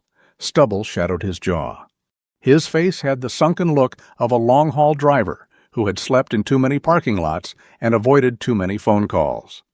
Marissa was not with him. That mattered. Owen looked at his mother first. Abigail looked back, small in the chair, but not diminished. Bruno moved between them, not growling, just present. "I want to understand," Owen said. Caleb said nothing. Grace offered Owen a chair. "Then listen before you defend." Owen sat. For the next hour, he listened to the kind of truth that does not shout because it has already survived being ignored. Grace played part of Abigail's recorded statement, with Abigail's permission. Helen explained the medical concerns in careful terms. Nora showed him the threatening note, Elliot's statement, Maddie's statement, and the papers from the tin box. Owen's face changed slowly. At first, confusion, then resistance, then shame. "My wife said Mom was getting worse," he said. "She said the phone upset her. She said the mail was too much." Abigail's eyes filled. "I did not want you to lose your marriage." The words broke him more effectively than blame. Owen covered his face with one hand. Mom. Caleb leaned against the counter, arms folded. The soldier in him wanted Owen to suffer for every absence. But the man Caleb was trying to become knew guilt had work to do. If crushed too quickly, it became useless. A mother can forgive a son, Caleb said quietly. That does not mean the son gets permission not to look. Owen lowered his hand. For the first time, he did not look angry. He looked awake. Later that afternoon, Owen returned to the small rental room he had taken near the highway and searched his phone records. He called Nora before dusk. Caleb was at the Lantern Cup helping Pastor Samuel adjust a heater when Nora arrived with Owen beside her. Owen held his phone like it weighed more than metal. She blocked numbers, he said. Mom's number, the hospital once, Pastor Reed's office. There are deleted voicemails in the cloud storage, some from Mom. Abigail, sitting behind the counter, went very still. Owen continued, voice rough. There's also a private mailbox receipt under Marissa's email. My mother's bank statements were being redirected there. Nora took the information. Caleb saw Owen's hands shaking. Bruno approached him. Owen looked down, hopeful and afraid. Hey, boy. Bruno did not wag, but he did not step away either. That nearly undid Owen. Marissa struck back before sunset. She arrived at the Lantern Cup with a man in a dark overcoat and polished shoes who introduced himself as her attorney. Victor Lang was in his early 50s, narrow-faced, with slick black hair, a trimmed beard, and long fingers that adjusted his leather gloves as if the world itself were a document in need of correction. He spoke smoothly, with the cold patience of a man who knew how to make cruelty sound administrative. My client is concerned, Victor said, that Mrs. Wren's vulnerable state is being exploited by unrelated parties. Pastor Samuel stepped closer. She is standing at a tea counter, not being held hostage in a tower. Victor's smile thinned. Marissa moved toward Abigail, eyes bright with staged distress. Mom, please, this is embarrassing. Owen is confused. Caleb is making everything worse. Abigail's hand tightened around the teapot. Bruno rose. Marissa flinched, then used the moment. She gasped sharply, stumbled back, and let her handbag fall open across the porch floor. He lunged, she said loudly. Bruno had not moved more than 2 steps. Caleb's entire body went still. Nora, who had just returned from her cruiser, turned slowly. No, he didn't. Marissa's eyes snapped toward her. From across the street, Elliot Marsh appeared at his shop window. Pastor Samuel looked up at the porch camera he had installed that morning after Nora's advice. Mattie Cole, carrying a grocery bag of donated cups, froze halfway up the steps. The silence became almost comical. Victor cleared his throat. Perception in a stressful moment can be recorded, Nora said. Caleb almost laughed, not because anything was funny, but because for once Marissa had stepped onto a stage after the lights had been fixed. Nora reviewed the church camera before Marissa could leave. The footage showed Bruno standing several feet away, alert but controlled. Marissa had dropped her own bag. No one accused her dramatically. That would come later. For now, Nora simply said, I'll be adding this to the file. Marissa's face lost its softness, only for a second, but Caleb saw what lived beneath. That night, the town seemed to hold its breath. Nora officially expanded her inquiry to include possible financial control, elder neglect, property coercion, vandalism, and false claims regarding the dog. Grace began preparing documentation for a coming capacity review. Helen updated medical notes. Owen forwarded digital records. Elliot promised to copy more camera files. Mattie agreed to give a written statement with her mother present. Caleb drove Abigail and Bruno home after dark. The house by the lake glowed gently when they arrived. Abigail looked exhausted, but there was something new in the way she stepped through the door. She was still frightened, still fragile. But she was no longer only surviving what had been done to her, she was helping name it. Before bed, Caleb checked the locks. Then he checked them again. Bruno followed him from door to door, red scarf bright against his fur. At the back door, the shepherd stopped and looked out toward the snowy yard. Caleb looked too. Nothing moved, but the night felt too still. The next morning, the Lantern Cup was scheduled to open early. Abigail insisted on going. "If I hide every time she frightens me," she said, "then fear becomes my landlord." Caleb could not argue with that. The tea stand was quiet when they arrived. Pastor Samuel had not yet come from the rectory. Snow lay smooth over the church steps. The lanterns hung dark in the morning gray. Bruno jumped from the truck first. He sniffed the air. Then his body changed. Caleb saw it before Abigail did. The dog moved toward the side gate, faster now, nose low, ears forward. His red scarf was caught loosely around his neck. Caleb called his name once, but Bruno did not stop until he reached the fence.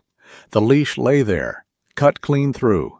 Beside it, on the snow, was a tire track pressed deep into the powder, and near the gatepost lay Bruno's red scarf, torn loose and half buried as if dropped in a hurry. Abigail made a sound Caleb had never heard from her before, a small broken cry. Bruno was gone. Caleb stood very still. His anger did not roar. It cooled into something terrifyingly quiet. Nora arrived within minutes, called by Caleb before he touched anything. She crouched beside the tire track, photographed the cut leash, the scarf, the disturbed snow. Then she looked up at Caleb. Her voice was low. "This time, Marissa has gone beyond words." Caleb Mercer had been trained to move when something was taken. That was the first instinct. Move fast, find the trail, find the enemy, end the threat before it could grow teeth. But that morning, standing outside the Lantern Cup, with Abigail Wren trembling beside him and Deputy Nora Caldwell already on the phone with dispatch, Caleb did the hardest thing his life had ever asked of him. He stayed still. His broad shoulders were rigid beneath his fitted green camouflage uniform, and the cold made silver threads in his undercut hair shine against the dark. His clean-shaven, angular face looked calm to everyone else, but inside him something ancient and dangerous had opened one eye. Bruno was gone. The loyal German shepherd who had crossed a road of snow for Abigail, who had guarded her hospital bed and stood beside her tea counter like a small knight in red wool, had been taken from the one place he should have been safe. Abigail stood with one hand pressed to her chest. She looked smaller than she had the day before. Her silver-white hair was tucked beneath her gray scarf, her old green coat wrapped tight around her thin frame. Her pale blue eyes searched every direction, as if love alone could call Bruno back from the white morning. "They took him because of me," she whispered. Caleb turned to her. "No, ma'am. They took him because he matters." Nora ended her call and faced them. The 36-year-old deputy looked sharp and steady in her tan winter uniform and heavy brown jacket, though her jaw had tightened. "I've got county traffic checking cameras near the church road and the rail spur. Nobody moves alone. Caleb, that includes you." He looked at her. Nora did not blink. "Especially you." Pastor Samuel Reed came out of the church, coat half buttoned, green scarf flying loose in the wind. His usually gentle face had gone pale. "I'll stay with Abigail," he said. "No," Abigail said suddenly. Everyone turned. Her voice shook but did not break. "I have a hearing today." Caleb stared at her. "Mrs. Wren, if I do not go," she said, "Marissa will say grief makes me unstable. She will say I am confused. She will say I cannot handle pressure. I have hidden long enough." Nora looked at Grace Holloway, who had just arrived in a county sedan. Grace was 58, with short gray hair, a navy parka, and the calm face of a woman who had guided frightened people through systems that often moved too slowly for pain. She studied Abigail for a moment, then nodded.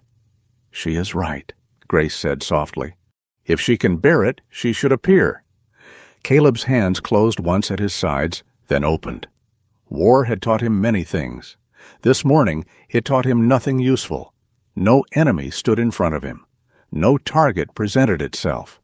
Only law, fear, snow, and the terrible absence of a dog who should have been beside them. They drove to the county courthouse in Ironwood Falls under a sky the color of tin. The courthouse was an old stone building with high windows and steps dusted in salt. Inside, the hallway smelled of wet wool, coffee, and paper. People moved through it carrying folders and private disasters. Caleb walked beside Abigail, keeping his pace slow. Grace stayed on her other side. Pastor Samuel followed, carrying a thermos he insisted was medicinal tea, though Caleb suspected it was simply strong enough to qualify as weather resistance. Owen Wren was waiting near the hearing room. The 45-year-old long-haul driver looked as though he had not slept. He wore his navy, fleece-lined trucker jacket, red flannel shirt, dark jeans, and worn brown work boots.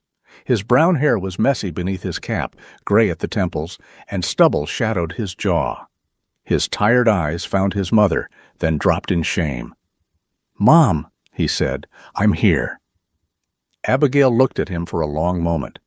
"Then be here truthfully." Owen swallowed. "I will." Inside the hearing room, Marissa Wren sat beside Victor Lang. Marissa looked delicate and wounded in her elegant beige wool coat, white turtleneck, tan trousers, cream boots, and carefully styled chestnut hair. Her pale face turned toward Abigail with an expression of concern so practiced it might have fooled anyone who had not seen Bruno stand between them. Victor Lang, her attorney, sat straight-backed beside her, narrow-faced and polished, his slick black hair and trimmed beard giving him the look of a man who believed language was a scalpel and people were unfortunate paperwork. He wore a dark tailored coat over a charcoal suit, and his long fingers rested on a stack of documents as if he owned the room by touching paper. The hearing officer was Margaret Hale, a woman in her early 60s with a dark skin, close-cropped gray hair, and glasses that sat low on her nose. She wore a black robe without ornament, and her expression suggested she had spent decades listening to families call control by sweeter names. She was not cold, but she was not easily moved by theater. "This is a preliminary guardianship and capacity review," Hale said, "not a criminal trial. We will focus on Mrs. Wren's ability to make decisions and whether emergency protective measures are necessary." Victor stood first. He spoke smoothly about concern, about age, about vulnerability, about Caleb's emotional involvement after the death of his mother, about Abigail being encouraged to operate a public tea stand during recovery. He made every accusation sound like a silk blanket. Marissa dabbed her eyes at exactly the right time. Caleb sat behind Abigail, hands still, jaw set. Grace testified first. She described Abigail's awareness, her understanding of her own property, her choice of temporary residence, and her consistent statements that she did not want Marissa managing her finances. Grace did not dramatize. She simply built a floor beneath Abigail's voice and invited everyone to notice it held. Dr. Helen Brooks testified next. Helen wore her white coat over a pale blue sweater, her brown and silver hair tied low, her gray-brown eyes firm. She described Abigail's condition when admitted, the signs of inadequate care, and the need for follow-up. Victor tried to suggest that winter exposure alone explained everything. Helen looked at him with the patience of a doctor who had survived stubborn men before breakfast. "Exposure explains cold," she said. "It does not explain a pattern of isolation, missed care, and restricted access to medication." Pastor Samuel spoke after her. He confirmed that the Lantern Cup had been set up with church permission, donated supplies, and community oversight. "Mrs. Wren sells tea," he said, "not state secrets." A few people in the room shifted, nearly smiling. Then Owen stood. The room changed. Owen took the oath with one hand shaking. He did not look at Marissa first. He looked at his mother. "I was gone too much," he said. "I told myself work was the reason. Sometimes it was. Sometimes it was easier to keep driving than to come home and ask why my mother sounded afraid. Marissa's face went still. Owen continued. I found blocked calls, deleted messages, bank mail redirected. I found emails about the lake property and discussions I was never told about. I believe my wife because believing her allowed me not to feel guilty. His voice broke, but he did not stop. My mother deserved better from me before she needed strangers to protect her. Abigail cried then, not loudly, not helplessly, just tears moving down the face of a woman hearing the truth arrive late, barefoot, ashamed, but finally through the door. That was the re-hook of the chapter. Not a shout, not a rescue. Just a son standing in public and naming the sin of absence. Caleb saw Abigail's hand move toward Owen without reaching him. He saw Owen see it too. Between them lay years, damage, love, and a bridge that had not been rebuilt, but had not yet burned completely. Then Nora's phone vibrated. She stepped outside. When she returned, the look on her face pulled Caleb upright before she spoke. A county patrol heard barking near the old rail warehouse, Nora said quietly to Hale. Related to the missing dog in this case. I'm requesting permission for Mr. Mercer and Mr. Wren to accompany officers. The animal is evidence in an active matter, and Mr. Mercer can identify him. Victor rose. This is theatrics. Hale looked over her glasses. Counselor, a missing animal tied to allegations in this hearing has just been located. Sit down. Victor sat. Marissa did not move, but her hands folded too tightly in her lap. The old warehouse stood near an abandoned rail spur 2 miles outside town. It was a long wooden structure with rusted hinges, a sagging roof, and weeds frozen stiff along the loading doors. Snow had drifted against one wall. The place looked forgotten by everyone except those who found forgetfulness useful. Nora arrived with 2 deputies. One of them, Deputy Carl Voss, was a broad man in his early 40s with a shaved head, a reddish beard, and a practical, no-nonsense manner. He wore a heavy sheriff's jacket and moved with the cautious confidence of someone used to checking barns, basements, and bad excuses in winter. Owen stood beside Caleb, breathing hard. Caleb said nothing. From inside the warehouse came a faint bark. Abigail was not there yet. Grace had kept her at the courthouse until officers confirmed the scene was safe. The bark came again, weak but alive. Caleb felt the sound go through him like a hand closing around his heart. Nora raised one hand. No one rushes. Caleb obeyed. Barely. Carl cut the padlock after Nora photographed it. The door opened with a groan. Cold, dust, old hay, and machine oil breathed out of the darkness. Flashlights moved across broken crates, rolled tarps, and a temporary wooden pen near the far wall. Bruno was inside. The German shepherd stood when Caleb entered, though his legs shook beneath him. His yellow and black coat was dusty and damp in places, and the red scarf was gone. He looked thirsty, frightened, and exhausted, but his amber eyes found Caleb immediately. Caleb dropped to one knee. "Bruno!" The dog gave one soft sound, not quite a bark, not quite a sob, and pressed against the pen gate. Nora checked the latch, then opened it. Bruno came out slowly. Caleb did not grab him. He held out both hands and let the dog cross the last few inches on his own. When Bruno reached him, Caleb placed a hand against his neck and bowed his head. "You did good," he whispered. "You stayed." Owen turned away, wiping his face with his sleeve. Inside the warehouse, Nora found a metal trash bin with papers half burned and curled black around the edges. Carl photographed everything before touching it. Some sheets were still readable, draft guardianship forms, a purchase agreement for Abigail's lake parcel, printed emails about removing outside interference, and a handwritten note that said, "Dog cannot be present, Monday." Nora looked at Caleb. No one needed to translate. When Abigail arrived with Grace and Helen 15 minutes later, Bruno was lying on a blanket from Carl's cruiser, drinking water from a shallow bowl. Helen knelt beside him immediately, checking his gums, breathing, paws, and joints. She kept her movements calm and gentle. "He's weak," Helen said. "Dehydrated, scared, but I don't see serious injury." Abigail knelt with Grace's help. Bruno lifted his head. Despite everything, his tail moved once. Abigail covered her mouth. "My brave boy." The dog struggled to stand. Caleb moved to stop him, but Helen shook her head softly. "Let him choose." Bruno rose on trembling legs and walked to Abigail. She wrapped both arms around his neck, carefully, as if holding a candle in wind. No one spoke. Even Nora turned away for a moment. Some reunions do not need music. Survival has its own hymn. Back at the courthouse, the hearing did not continue in the way Victor Lang had planned.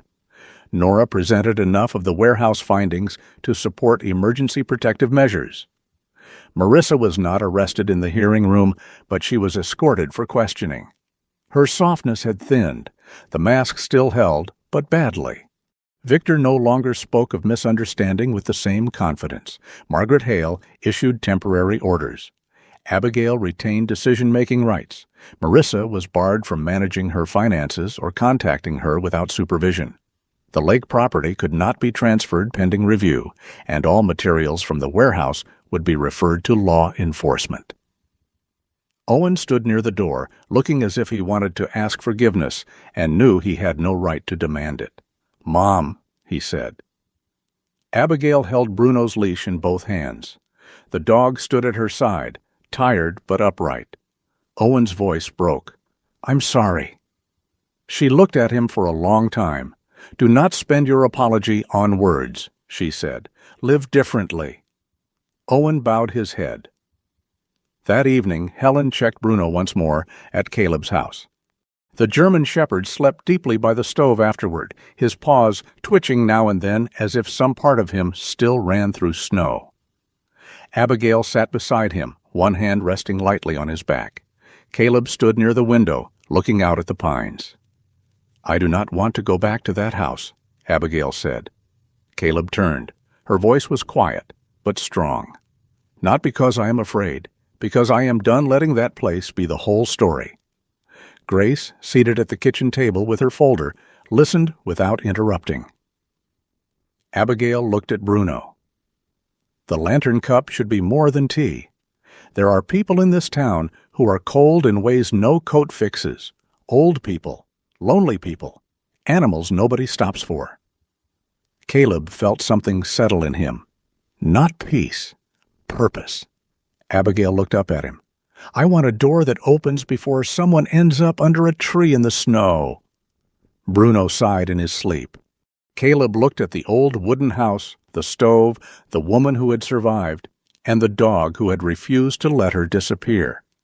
He had thought destiny had asked him to stop on a road.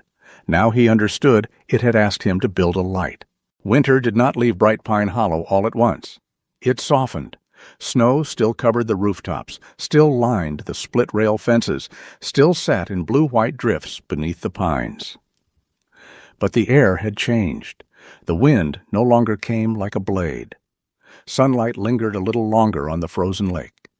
Icicles along the church roof began to drip in slow silver beads, as if even the cold had grown tired of holding everything still. For Caleb Mercer, that was how healing began too.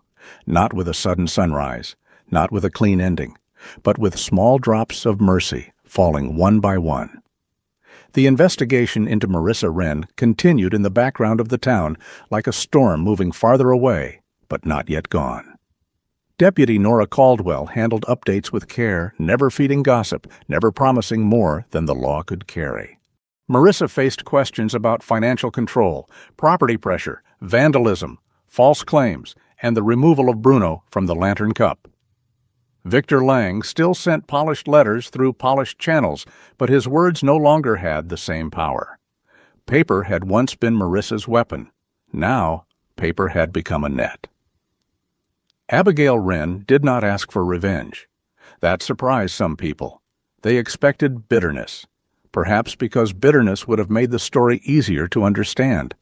A wronged old woman, a cruel daughter-in-law, punishment, applause, curtain.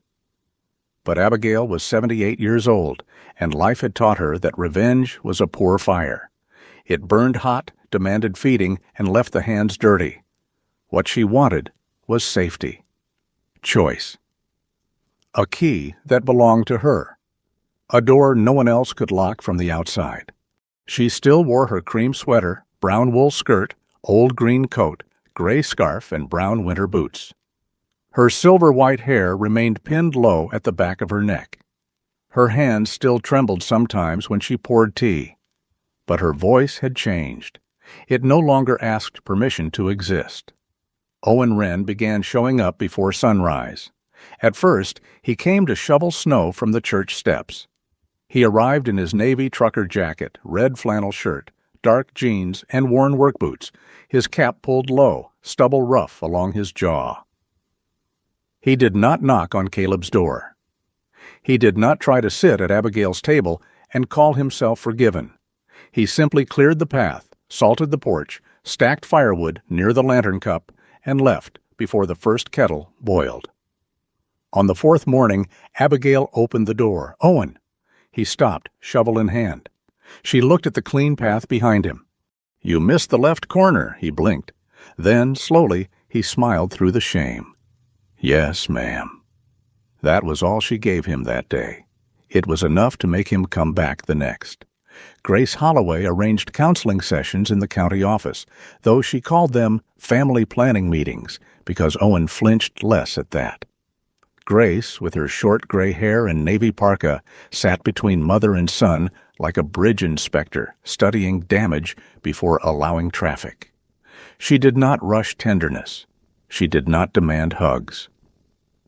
She taught Owen a sentence he seemed to struggle with more than any legal form.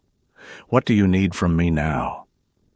The first time he asked it, Abigail wept, not because the sentence repaired the past, because it admitted the past had been broken. The lantern cup also changed. Pastor Samuel Reed helped secure use of a small lakeside community cottage beside the church property. The cottage had once stored folding chairs, Christmas pageant costumes, and 3 boxes of hymnals no one admitted were moldy. It had a front room facing Bright Pine Lake, a narrow kitchen, and a back room with enough space for chairs, shelves, and a small desk. Caleb repaired it as if preparing a shelter before winter struck again. He replaced warped floorboards, installed handrails, widened the step at the entrance, and mounted a bell beside the door low enough for someone in a wheelchair to reach. He worked in his fitted green camouflage uniform and tan boots, sleeves pushed to his forearms, silver-edged hair neat despite sawdust. His handsome, angular face remained serious, but the house no longer saw him as only a man of war. With each nail, each plank, each coat of paint, Caleb was learning another form of protection, one that did not require enemies to fall, only doors to open. Elliot Marsh arrived carrying an old wall clock wrapped in newspaper. The 67-year-old clock repairman still looked thin, slightly stooped, and anxious, his white hair sparse, his pale blue eyes always a little damp with things unsaid. He wore his old brown cardigan, blue-gray plaid shirt, gray khaki pants, and worn brown shoes. His delicate hands, stained faintly with clock oil, placed the clock on the cottage wall. "It doesn't keep perfect time," Elliot said. Abigail looked up from sorting tea tins. "Neither do people." Elliot swallowed. "I thought maybe that made it appropriate." The clock ticked unevenly, then settled into a gentle rhythm. Later, Elliot joked that the cottage would not only serve tea, it would help repair time for anyone who thought it was too late. Abigail laughed, not loudly, but without fear. They named the back room Bruno's Lantern. It was Grace's idea to make it practical. It would have a phone list for elder services, contact cards for Nora's office, information about financial safety, and a quiet table where people could ask for help without announcing their troubles to the whole town. It was Pastor Samuel's idea to make it warm. He brought lamps with soft shades, quilts from the church attic, and a wooden sign that said, "Sit, breathe, begin again." It was Caleb's idea to add a corner for animals, folded blankets, bowls, spare leashes, food tins, a small crate near the stove for a frightened dog or cat found in a storm. It was Bruno's idea, apparently, to claim the rug by the fireplace. The 5-year-old German Shepherd had recovered well, though he still woke at sudden noises and sometimes checked the door twice before lying down. His yellow and black coat had grown fuller, his amber eyes brighter, and Abigail had knitted him another deep red scarf. He wore it with the grave dignity of a mayor reluctantly accepting ceremonial office. Children came by after school just to see him. One little girl asked if Bruno was in charge. Caleb looked at the dog sprawled across the rug. "Yes," he said, "but we don't tell Pastor Samuel." Bruno huffed in agreement. Caleb changed in quieter ways. He learned to make tea, though Abigail informed him his first attempts tasted like water having a distant memory of leaves. He learned that old men could tell the same fishing story 4 times and improve it only by forgetting different parts. He learned Maddie Cole took better adoption photos of stray dogs than any adult in town because she knelt to their level and waited until their eyes stopped expecting disappointment. Maddie, 17 and small-framed, with dark blonde hair in a ponytail, green eyes, freckles, and a red puffer jacket over her navy hoodie, became the unofficial photographer of Bruno's lantern. She had once been afraid to speak. Now she carried a camera like a tiny shield and told nervous volunteers where to stand. "Closer to the window," she would say. "Everyone looks kinder in lake light." Dr. Helen Brooks came by every week. The 52-year-old doctor, sturdy and sharp-eyed, often arrived in her white coat or a heavy field jacket, depending on whether she had come from the clinic or a farm call involving either frostbite, stubborn goats, or both. She checked Abigail's blood pressure, Bruno's joints, and Caleb's habit of skipping meals. "You feed the dog better than yourself," Helen told him one afternoon. Caleb glanced at Bruno. "He complains less." Bruno yawned. Helen pointed at Caleb with her pen. That was not a medical defense. The rehook came one evening just before lantern night. Caleb was alone in the cottage, hanging the final shelf in Bruno's lantern. Outside, sunset had turned the frozen lake pale gold. Inside, the room smelled of cedar, paint, tea, and the faint wool scent of donated blankets. Bruno rose from the rug suddenly, not alarmed, not frightened. He walked to the front door, stood there, and looked back at Caleb. Caleb frowned. "What is it?" The dog gave one soft breath and nudged the door with his nose. Caleb opened it. On the porch stood a woman Caleb did not know. She was elderly, perhaps in her early 80s, tall but bent slightly with age, wearing a faded purple coat, black winter boots, and a knit hat pulled over wisps of white hair. Her face was narrow, her skin weathered, and her gray eyes were full of embarrassed fear. In her arms trembled a small orange cat wrapped in a dish towel. "I'm sorry," the woman said. "I saw the light." Caleb looked down at Bruno. The German Shepherd sat calmly beside the door, as if this were precisely the purpose of lamps, porches, and surviving winter. The woman's name was Mrs. Clara Bellamy. She lived 2 roads over. Her nephew had begun handling her bills. She was not sure whether she was allowed to ask questions. The cat had been left outside by accident, she said, then corrected herself and began to cry. Caleb did not know what to say, so he stepped aside. "Come in," he said. That was the moment Caleb understood the place was already working. Before the sign, before the fundraiser, before the town applauded anything. A light had been left on, and someone cold had come toward it. Lantern night at Bright Pine Lake arrived under a gentle snowfall, not a storm, not the cruel white fury that had nearly taken Abigail. This snow fell slowly, almost shyly, as if winter had returned with its hat in its hands to apologize. Lanterns hung along the fence. The lake beyond the cottage glimmered under the evening sky.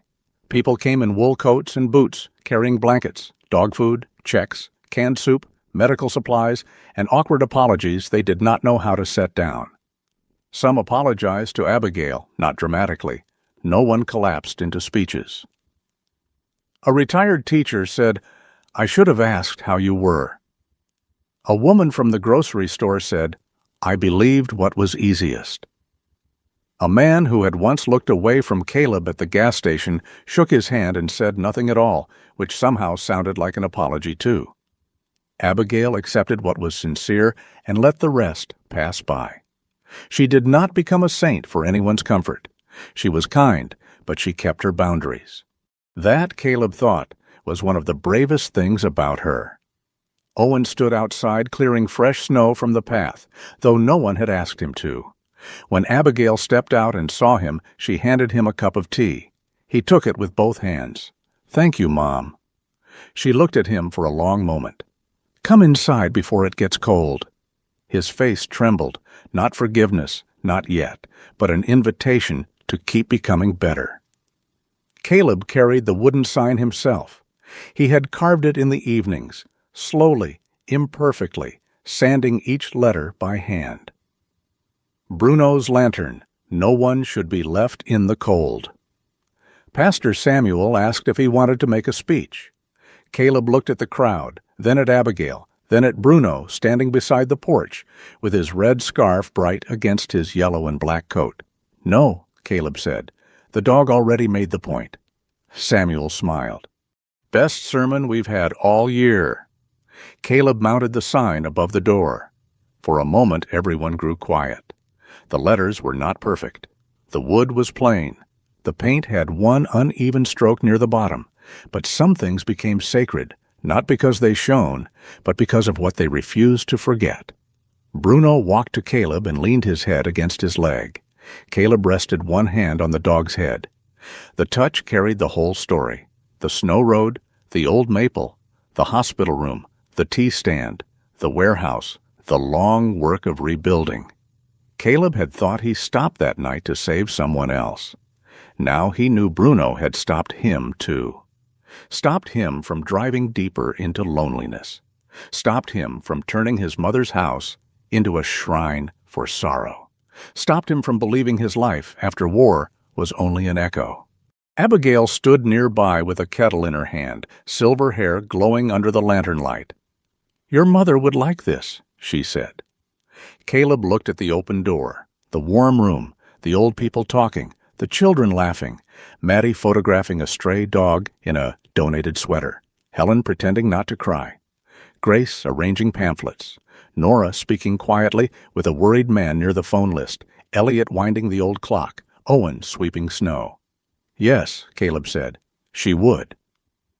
Near the end of the evening, a car slowed on the snowy road. For one breath, Caleb felt the old tension return. But the car did not pass. It stopped. A young man stepped out, holding a cardboard box with air holes punched in the side. His face was nervous. "Someone said this was where you bring animals when you don't know what to do." Bruno lifted his head. Caleb opened the gate. "Yes," he said. "This is the place." Snow fell softly over Bright Pine Hollow. Warm light spilled from Bruno's lantern onto the white road, not grand enough to save the whole world, but bright enough for anyone near it to find the door. And sometimes, Caleb thought, that was how God sent miracles. Not always with thunder, not always with fire. Sometimes with 4 tired paws on a snow road, amber eyes full of faith, and a love stubborn enough to make one man stop driving past the cold. This story reminds us that miracles do not always arrive with thunder in the sky or fire upon a mountain. Sometimes God sends a miracle quietly through 4 tired paws running across a snow-covered road. Sometimes He places a faithful creature in our path, not only to save someone who is lost, but to awaken the part of our own heart that has grown cold. Caleb thought he was simply stopping for a dog, but through Bruno he found Abigail. Through Abigail, he found a new purpose, and through one small act of mercy, an entire town remembered what it means to open a door before someone is left outside in the cold. In our daily lives, we may not face a blizzard on a lonely road, but every day we pass people who are silently asking to be seen. An elderly neighbor who has grown quiet, A family member who says they are fine when their eyes say otherwise. A stray animal waiting near a doorway. A lonely heart hoping someone will notice before it is too late. This story teaches us that love is not always loud. Sometimes love is stopping the car, making the call, leaving the light on, pouring one warm cup of tea, speaking up when silence would be easier. And maybe that is how God works through us. Not by asking us to save the whole world at once, but by giving us one moment, one choice, one person, one animal, one open door. If this story touched your heart, please share it with someone who needs hope today. Tell us in the comments where you are watching from, and let us know if an animal has ever shown you a kind of loyalty that felt like a gift from heaven. And if you want more stories about courage, faith, second chances, and the unbreakable bond between people and animals, please subscribe to the channel. May God bless you, protect your home, comfort your lonely days, and place a faithful light beside you whenever the road ahead feels dark.